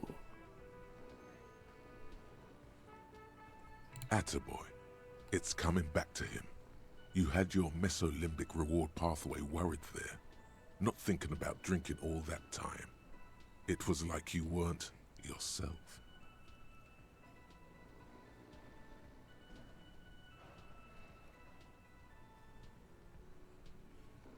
What do you mean it looked like we weren't? It's not a secret at all. Forget about the bar. Or don't forget about it. You should totally try to get a drink there too. But first, you should lick that stain off the counter. Yeah, man. Let's get wild. Lick it. Surely that's not enough to do anything. Calmly, the lieutenant looks out of the window, then to you, licking the tasty rum stain off the counter, then out of the window again. What are you doing?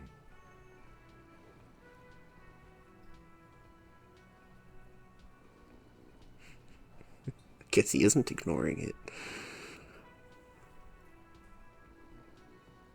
We should move. You could definitely go for some more. The titillating scent of alcohol in your nostrils was beautiful. Is that a bottle I can take? No. I somewhat had a hunch that it wasn't. Put a bottle in each hand. Does it do anything? Yeah. The worker is in a deep slumber. Perhaps he's on his way to where you just came from, into the primordial darkness. On the counter, rolled out of his open hand, you see a blister pack of headache medicine. Now there's a witness too. Definitely not going to steal that. Well, maybe he wouldn't say anything.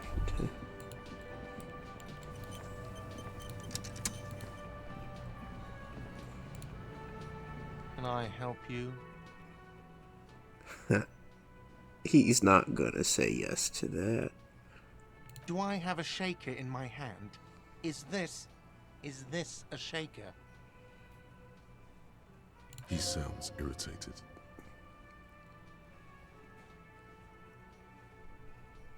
Am I wearing a little bow tie? Am I wearing a bow tie and doing this? Am I smiling? Do you see me smiling and shaking my little shaker? No. Do you know why? That's right, I'm the cafeteria manager. I'm glad we cleared it. Is there anything else?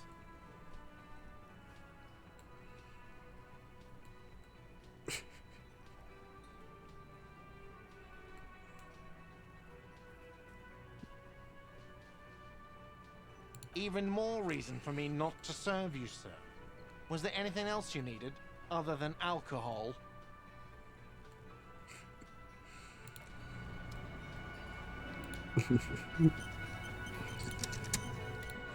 I don't think there was a way to get a yes out of that situation.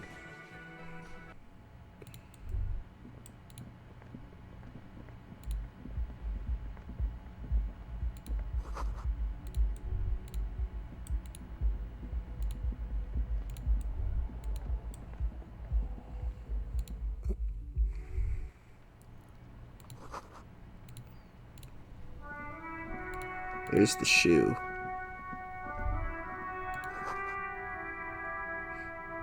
It's gonna be water soaked, isn't it? No? There they both are. Two identical shoes. Both copiously green and indiscriminately snakeskin. Reunited on your feet. We got a skill point. Let's check the checks before we do anything. That's a check we can never redo. Don't care about that. We can try the mirror again.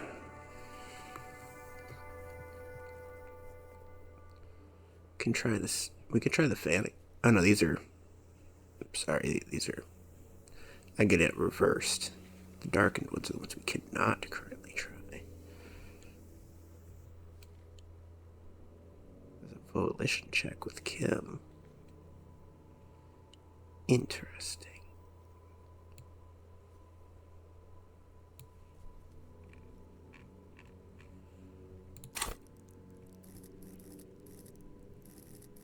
I grab pain threshold, I think.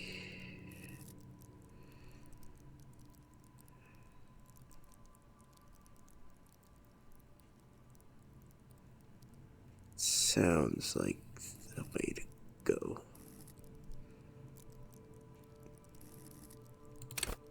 Or we could go further this way and try to redo that check.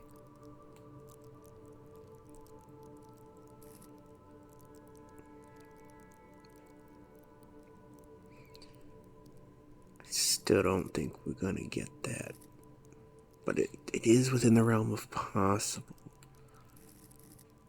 I'm also worried about the thought cabinet being full. We'll grab this for now. And the next skill point will either be electrochemistry or the thought cabinet. It's pretty clear a normal cop is not what you are. You may be what they call a big dick cop. Good, they're balanced, comfy. Feels like the only good thing about you right now, truth be told. That's reasonably good volition. Plus composure. Good, we'll keep that. We got a ton of interactables here now. Is this actually The worn map features the patchwork grid of the streets of Martinez, with directions to appropriately touristy locations. Year 48 resides on the upper right corner. I thought that was just going to open the map menu. Your finger moves through the various streets, across Rue de Saint-Ghislain and Rue Saint-Sipar, over Saint-Brun and Martinez North. Finally, coming to a halt on the spot where you are currently standing, although the map gives no such indication itself. Yeah, minor interactable. Oh, we haven't even looked at this ledger. We looked at the mug, not the ledger. Yeah, we should go inside to look at this stuff. Where the ambience will be a little less loud.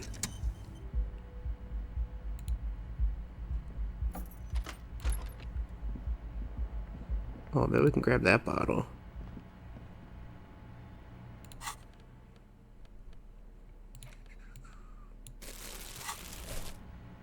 Nope.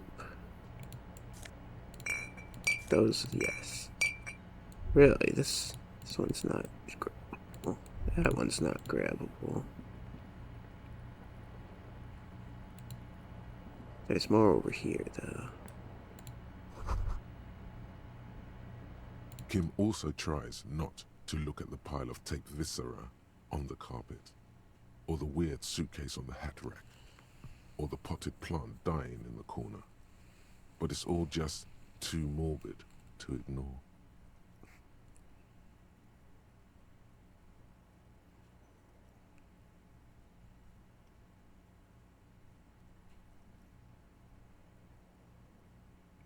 I can see that. You're the RCM's own soldier of the apocalypse, aren't you?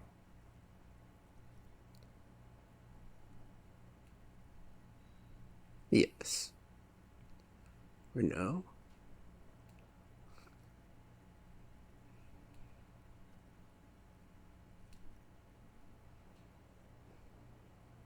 Yes. Wonderful.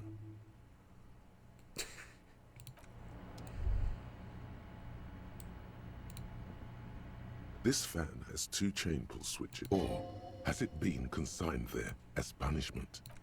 Nothing new with that.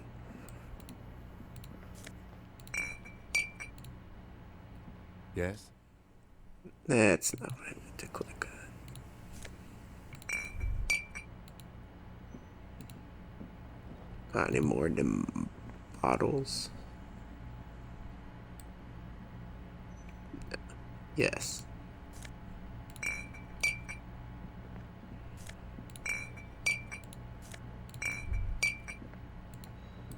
Hey, there's one on that table. I can see it.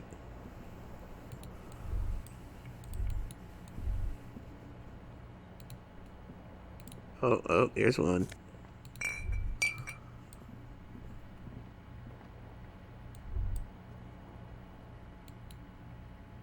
Why is there a suitcase on the hat rack? Who knows?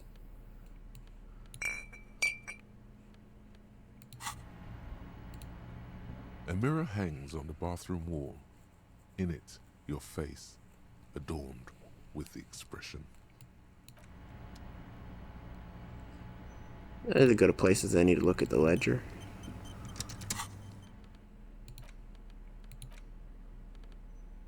Or one of the books. Not one of the books. It's the ledger you found in the trash. A pitiful cabbage of white and yellow papers hanging from plastic board, barely held together by a metal clip. This sad display is made complete by the faint smell of urinal cleaner. Right. What more do you need? A rubber condom stuck to the back. A graffito that says defeated. I think you catch the drift. Below the pathetics, terror. Do not look into its blue heart.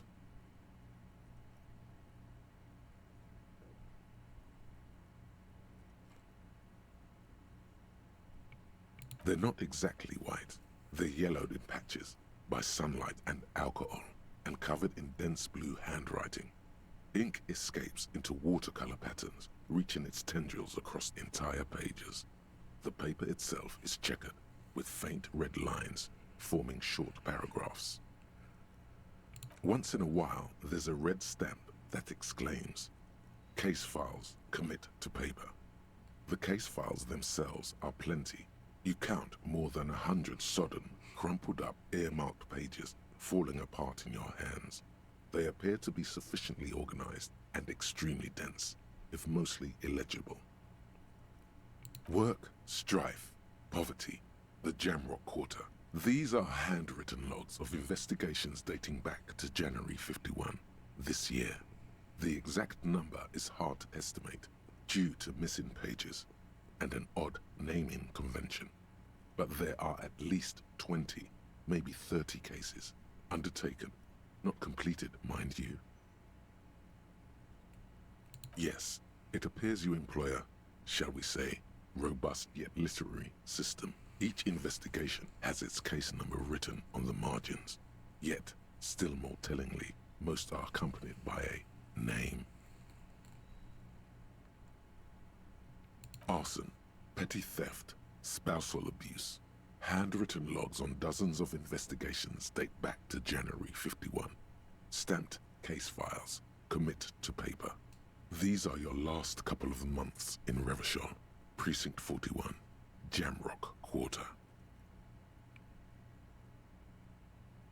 You mean the alphanumeric? Officer, precinct, time of arrival at the scene?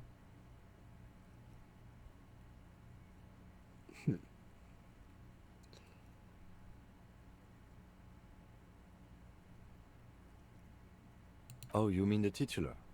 Yes, well, so do I. In our defense, almost everyone in the RCM does. It's a holdover from the early days of the RCM, right after the revolution, when the organization had little idea how to do things. It persists in an unofficial capacity. Officers use these titles to refer to their work among themselves. There is, for precisely one more. 15 pages near the end remain untouched by the damage. The checkered grid forms a structure of passages, breaking the case into subtasks to accomplish. I don't know. I don't think we're committed to doing this case quite yet. Like a fan of gills, the checkered papers dry in your hand. The handwriting is extremely dense, if mostly illegible. You don't exactly close them, so much as distance yourself from the smelly papers. They're a little further from your nose now. We got important tasks that are of a higher priority. Like this one here.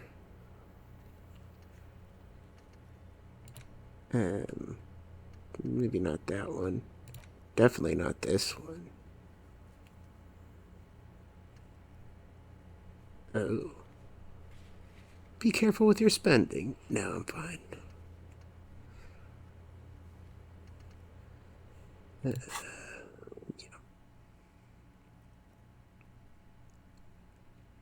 In the back, you see thin, translucent copy of paper. Some neon yellow, some bright red, all covered in boxes, like marching armies. These look like official forms, waiting to be filled out. 3. The topmost are misconduct fines, the middle ones are station calls, and the bottommost are field autopsy forms. Each is easy enough to make sense of. A monetary penalization ranging from 20 to 250 real. Severe cases allow for 1,000 real, but that requires special paperwork. The details of issuing these fines are spread out over the rest of the fields. A tool for manipulation. Give the lowest amount and people will be ingratiated to you.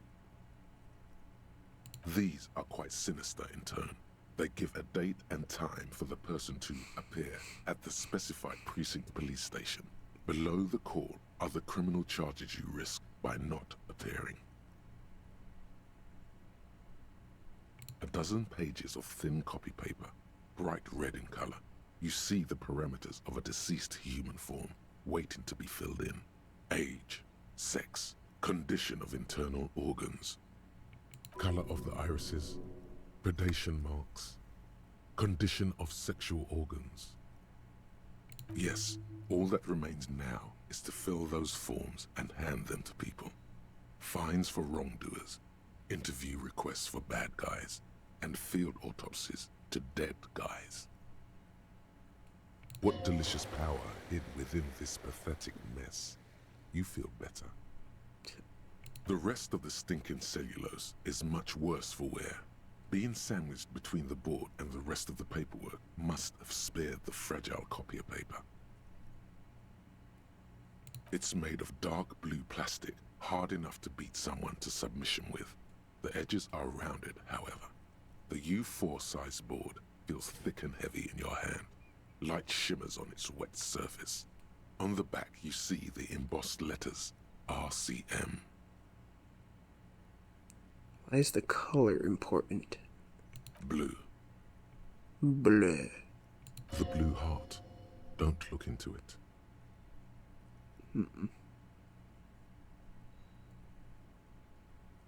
Something rattles inside, ever so lightly. Is there a hidden compartment? The plastic shimmers like lapis lazuli, but it is not see-through. You cannot see to its center. There's pain in there, if you want some. That much you know.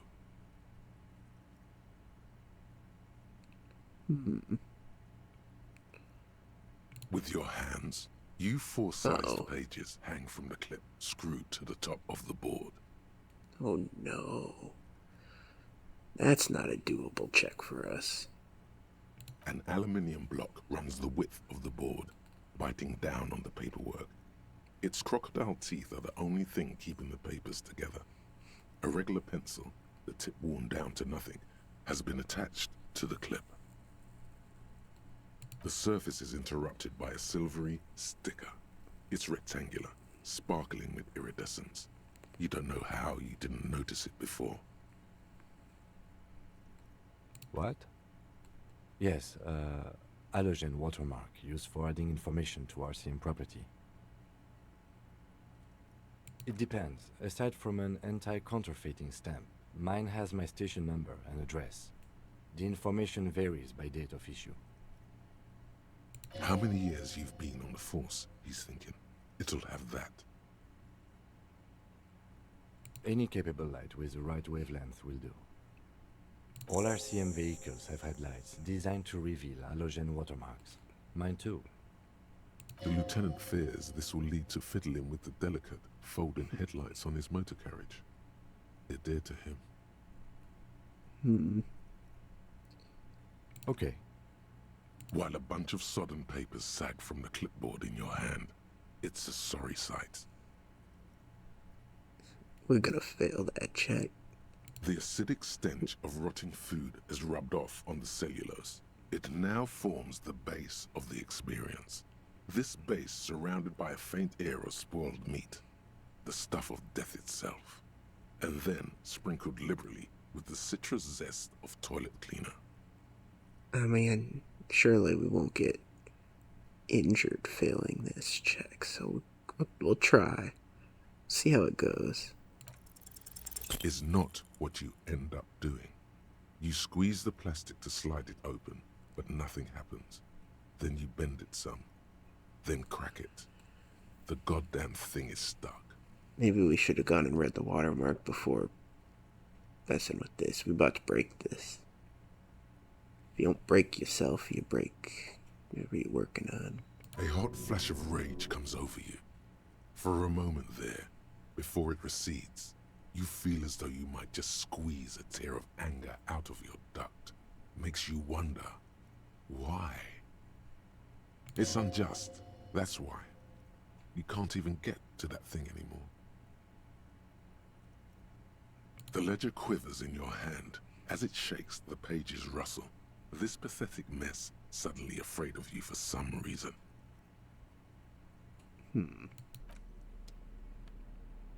Ominous. Those books are waiting. We're not immediately gonna go read all the stuff in our inventory. It'd be ridiculous. And I'm very particular about the kinds of ridiculous that I employ in my Mock.Live videos. See, that Mock.Live tag that I've been adding to things, have I mentioned that yet? It basically just means a long unedited video, as if a live stream without the chat. You should totally sing karaoke here, the first chance you get. Your emotions need to be expressed. People need to know your vast, oceanic soul. Yeah, basically just that, long unedited video. As if you're watching someone's live stream VOD without all the interruptions. It's marketing speak for gussying up a long unedited video. Yep.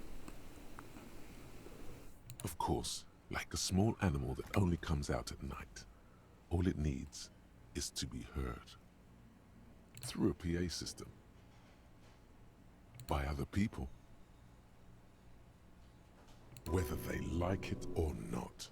Ram it up their ears, says your adrenaline gland. Violently express yourself. You have not yet stumbled on the right lamentation, but it's out there. It'll come to you. You will wreak havoc with it. Don't worry. Serves them right. Wipe that smirk off their face with your sad, tragic song. Who's laughing now? No one. You have to find something tragic to sing first, though.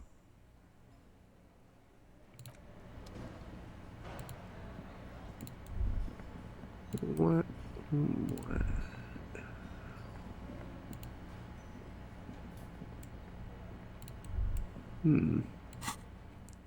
Are we just gonna do the watermark and station call stuff?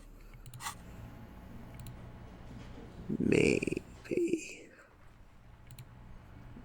I feel like we want more morale for that conversation. So we just gonna take ourselves a quick little run over here. We'll turn in the check. That's not gonna push us over 130.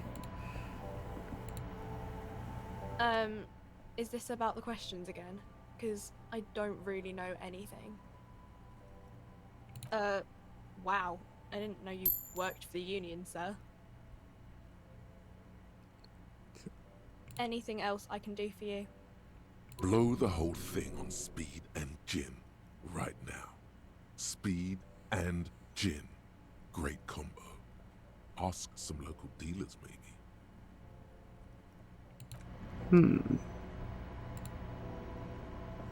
A small cabinet on the wall is filled with various medicine bottles, nasal sprays, and blister packs. They all bear the Saint-Baptiste Pharmaceutics logo. Just ask me if you need anything from St. Baptiste. We don't stock prescription meds, but we do have Nosafed, Duramine, Magnesium, and Hypnogamma. Yeah, that last one will do. Okay, here. I hope St. Baptiste makes you feel better or something. St. Baptiste, you know. the pharmaceuticals company. St. Baptiste Pharmaceuticals, the one that sells meds out of St. Baptiste. That one. There. Sure. How much do we want to push that? I think we want at least 6. Yeah.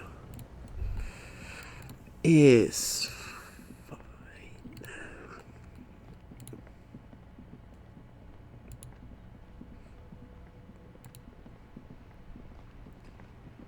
I'm not sure if we're making good progress or bad progress today.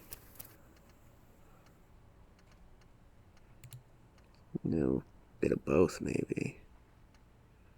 We didn't go and save over that one, did we? No, we're fine.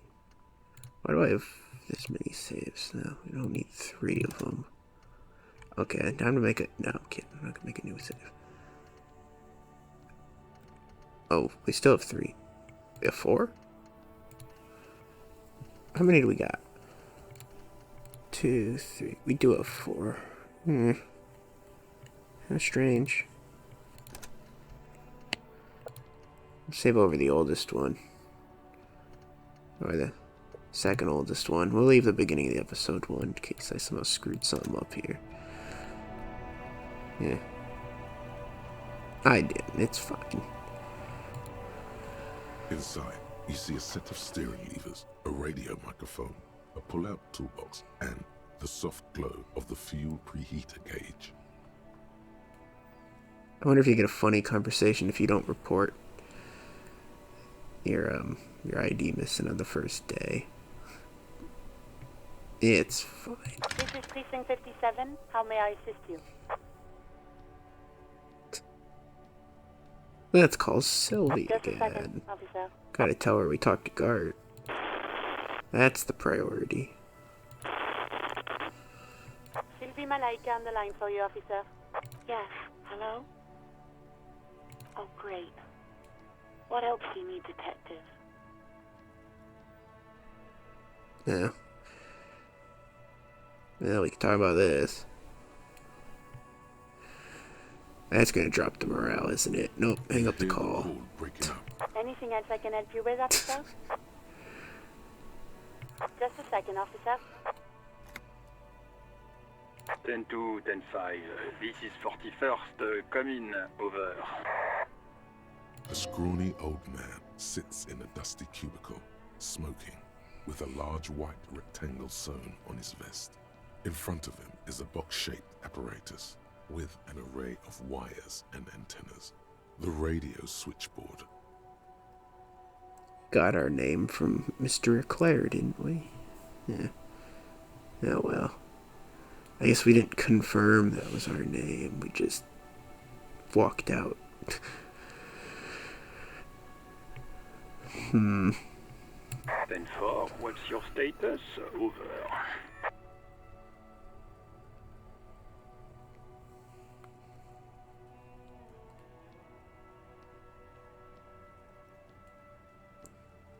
Ten 18, 10-20, over.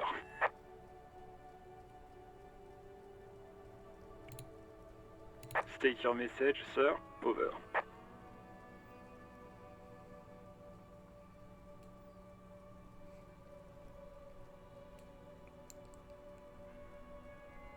Ten 9, repeat message. Over.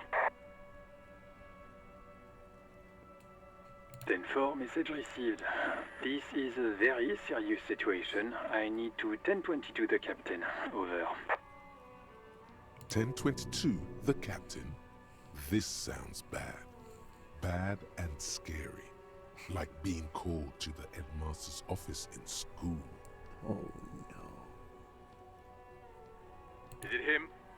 What does he want? Says he lost his badge and needs to report it. He what? He lost his badge? This is Communication Officer Jules Pidieux, sir. Over. You mean your partner? Over. What is he saying? He's asking who you are. I'm his goddamn partner. It's your partner, Satellite Officer Vitmar, sir. Over. Did he lose his memory along with his fucking badge? Who lost his badge? Dick fucking Mullen. Who do you think? It's Officer Dick Mullen from the bestseller Dick Mullen and the Lost Identity. Dick Mullen is not your name. It's the name of a fictional detective who would not lose his badge. Defend yourself. Immediately. They're laughing at you.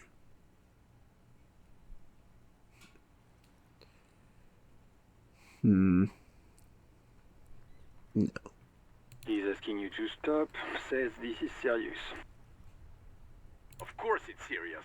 He lost his fucking badge. Satellite Officer Vitmar concurs, losing your badge is serious. Over. 10-4, I hear you, officer. I'm just going to make a note here that you are in pursuit of your misplaced badge. Over. Fuck me. Mac, come here. You've got to hear this. Dick Mullen lost his badge. What's going on? Super Cop here lost his badge. He lost his what now? His badge. He lost his goddamn fucking badge. He asks you to please stop saying he lost his badge.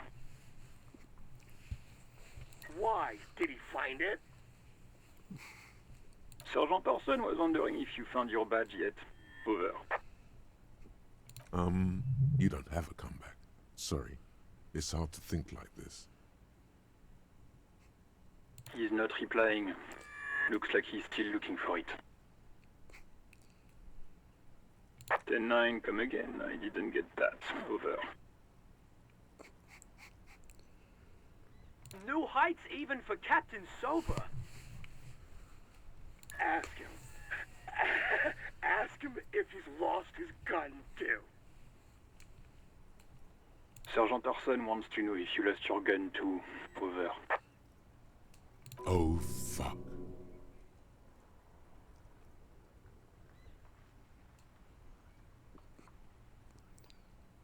You were not past that check. 10-1, you're breaking up. 10-9, repeat please. Over. 10-9, come in officer. Over.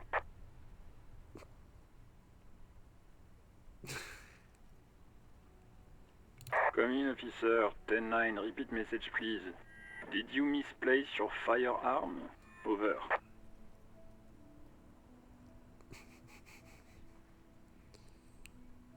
Yeah, might as well just admit to it. He says he doesn't have it. Dear God, he lost his gun? Oh my, I can't. This isn't really a laughing matter. Mac can face a giant of Coco Nur by himself, but Disco here made him piss his pants.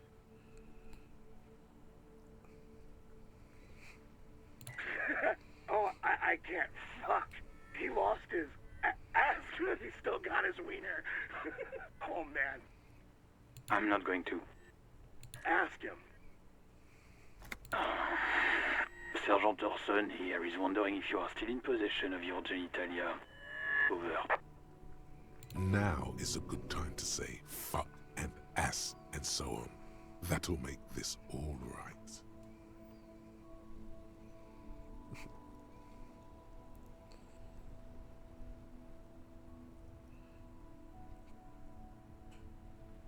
That's a negative. Not going to say that. Over. What's he saying? Share with the class. He said he sodomized your mother. The prick ate Mama's vanilla waffles at the captain's birthday party. Some nerve he's got.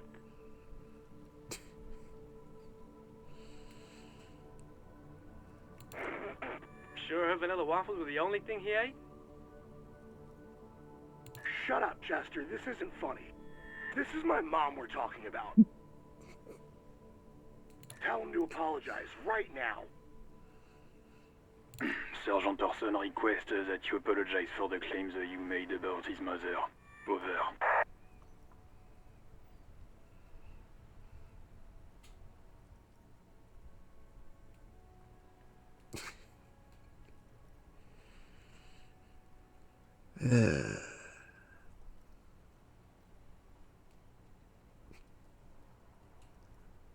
Mac, he says you shouldn't have antagonized the Firewalker in the first place.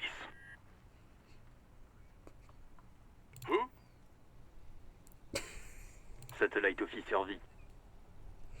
I'm afraid he might be referring to himself as Firewater, sir.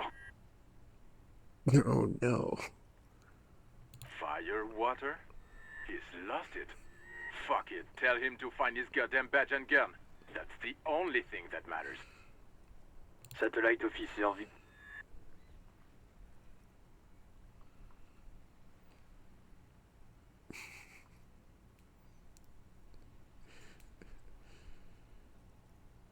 Ten for affirmative. Officer is in pursuit of his firearm. Oh God, Officer, do you need further assistance? Over. Yes. 10-4, I hear you. I don't have the authority to grant your request, but... What does he want now? He's asking for money. The timing couldn't be any worse. Is he fucking kidding? I don't think he is. Don't give that asshole anything. He's just gonna drink it all. I mean, there's other activities that occur. Right, that's a negative on the additional funds, sir. Over.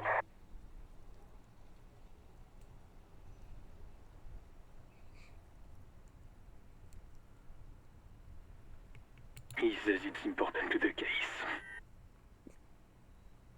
He isn't getting a red cent. You can tell him that. Request denied, sir. Over. Nothing is working. Yeah, and nothing's gonna work. Anything else, sir? Over. No. Roger that. 10-10. Over and out. 18 kilometers to the south, in the 41st Precinct's relay booth, a small crowd has gathered around Communication Officer Jules Oldboy Pidier. Around a dozen cops. Yeah, I bet something does happen if you just never call in. The small room is filled with cigarette smoke, abuzz with laughter, when Officer Judith Minnow enters. Her left arm is in bandages, and her hair trimmed short. I mean, there was that whole Shivers thing about them discussing not having had any contact. What is going on here? Did something happen? What happened is my partner made contact. It's not good. He's lost his badge and his sidearm. He seemed confused, delirious even. Yeah. Mac, the torso Torson, is finger-fucking his fist, laughing hoarsely and apparently telling some dirty story to his partner, Chester McLean, near the entrance. Yeah, Mullen was fucked, alright. Sounded fucking drunk to me. Yeah, Mac's right. This was some gnarly shit there. I mean, before he started begging for money, it was... Enough! None of this is funny. It's fucking sad. That's what it is. He's a cop. He's one of us, goddamn this. We must help him. Yeah? How do you fucking plan to do that, huh? Get him off the drink? Go jogging with him in the morning and get him on carrot juice? He's a lost man. I just know we can't give up on him when he's at his weakest. He wouldn't. Mac, man the door. You know what he told me? I don't want to get better. I want to get worse. Those were his words. This shit does not leave this room. Not a word of this to the captain, or anyone else. We'll give him a couple of days to pull his shit together. I guess I can hold off the report for a few days. Good. Okay, everybody. Nothing but a prank call here. We all got our laughs. Now get back to work. Far north, on the other side of the motorway, the officer quietly hunches with his hand in the motor carriage. The white suede feels luxurious under the touch, and the metal clutch handle so very familiar in your palm. Clutch handle. So what is there, a shift pedal? How does that work? I take both hands off the steering to shift. Alright, ready?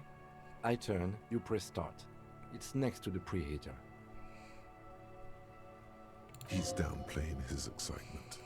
The lieutenant is more than happy to show off his precious carriage. The dashboard lights up with orange glow. The rounds per minute gauge jumps, and the engine of the Caprice Canadian comes to life with a whiny growl. The lights unfold with a little click, casting electrical light onto the ground before the vehicle.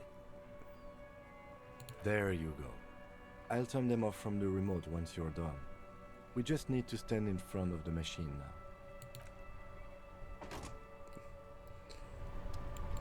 Yay for being productive. As you hold your ledger's clip under the headlamp, an iridescent hologram appears.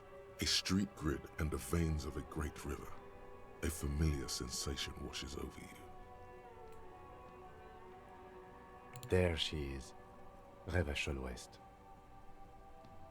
Around the borders of the watermark are dozens, no, hundreds of micro-perforations. There are many of them, and they are divided into 3 separate rows. The first row has 18 dots. Not bad for what? You don't even know what it means yet. The next is the longest. It runs all the way around the border, and then some. There are so many, it's hard to count. More than 150, at least. Maybe even 200. The last row has 3 perforations. That's it. Those are perforations. They represent your record as an officer of the RCM. They are your statistics, as it were. I should have guessed you'd keep a record. Officers often do. Let's take a look. Son, here is where we score your life performance. You better hope it's good. Are you winning, son? The first row represents your years of service. 18 years. Okay, not bad at all. What did you do before you volunteered?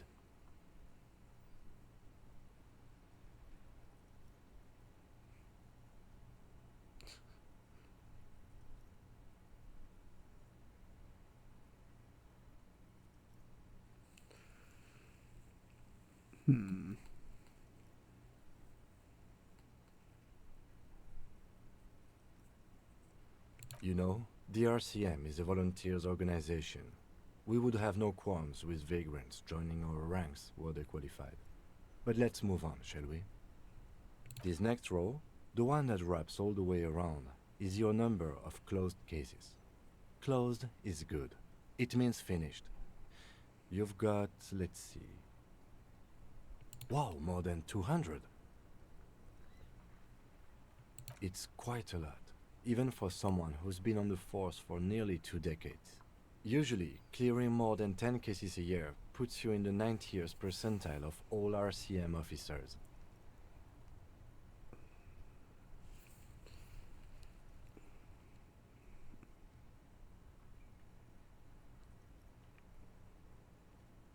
Right. Those are your confirmed kills. You've got precisely 3 perforations there. Confirmed kills. That sounds pretty evil. A drink would soften that feeling.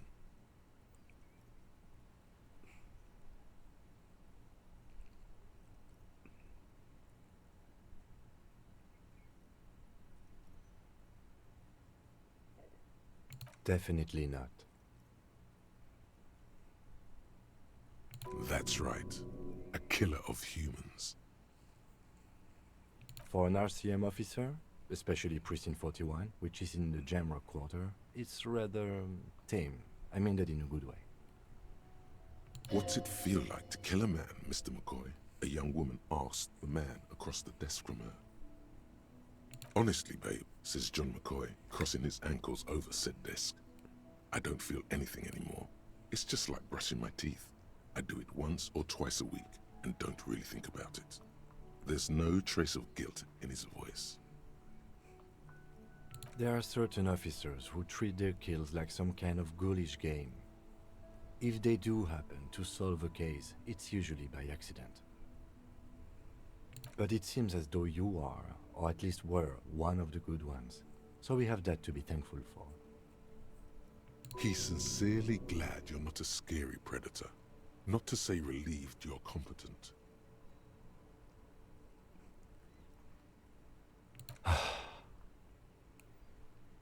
If you want to pour out the booze you've been carrying around on duty, I'm certainly not going to stop you.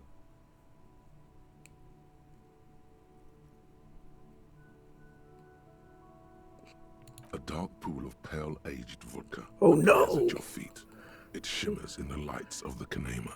Why'd you pour the good one? No. Honorably done. You have given up some of your own blood for theirs. Don't.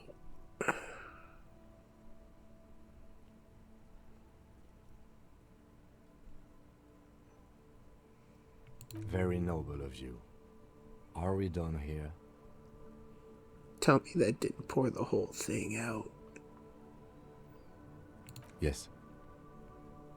It's not a problem for him to state it, however. Everyone has their own method of coping.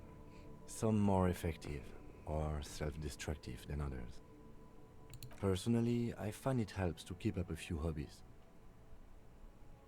Oh, this and that. Let's not get into it now.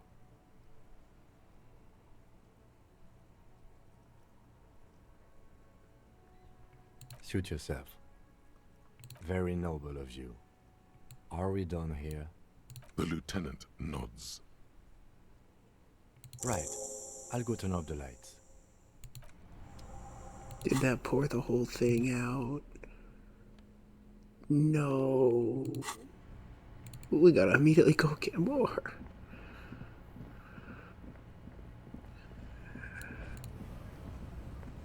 That was the big purchase. A colorful display of cigarettes and alcohol bottles line the shop wall, inviting you closer. Again, I'm obliged to inform you that both alcohol and cigarettes damage your health. 30. Here you go, mister.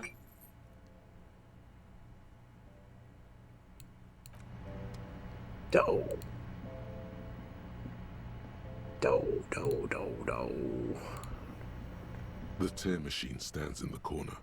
Your bottles clunk into the machine, and the money appears with a satisfying jingle. You're a richer man now. You're 100% sure you got special Hobocop money for that tear. At least 100% extra tear money. If the numbers on the machine told you otherwise, it's a lie.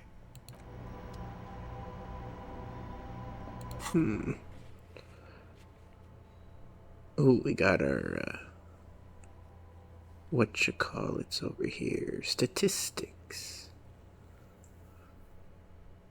Didn't even realize I was taking some of these other lines, but that's okay. Extreme moralist. Bad cop.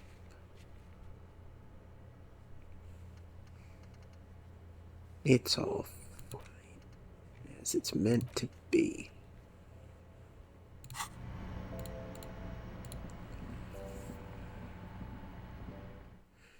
we calling the episode? I'm starting to have some issues with my heart and so on. My day is about at an end. Started with the episode and ends with the episode. C'est la vie, as the French say. Drop our save under this ominous street light.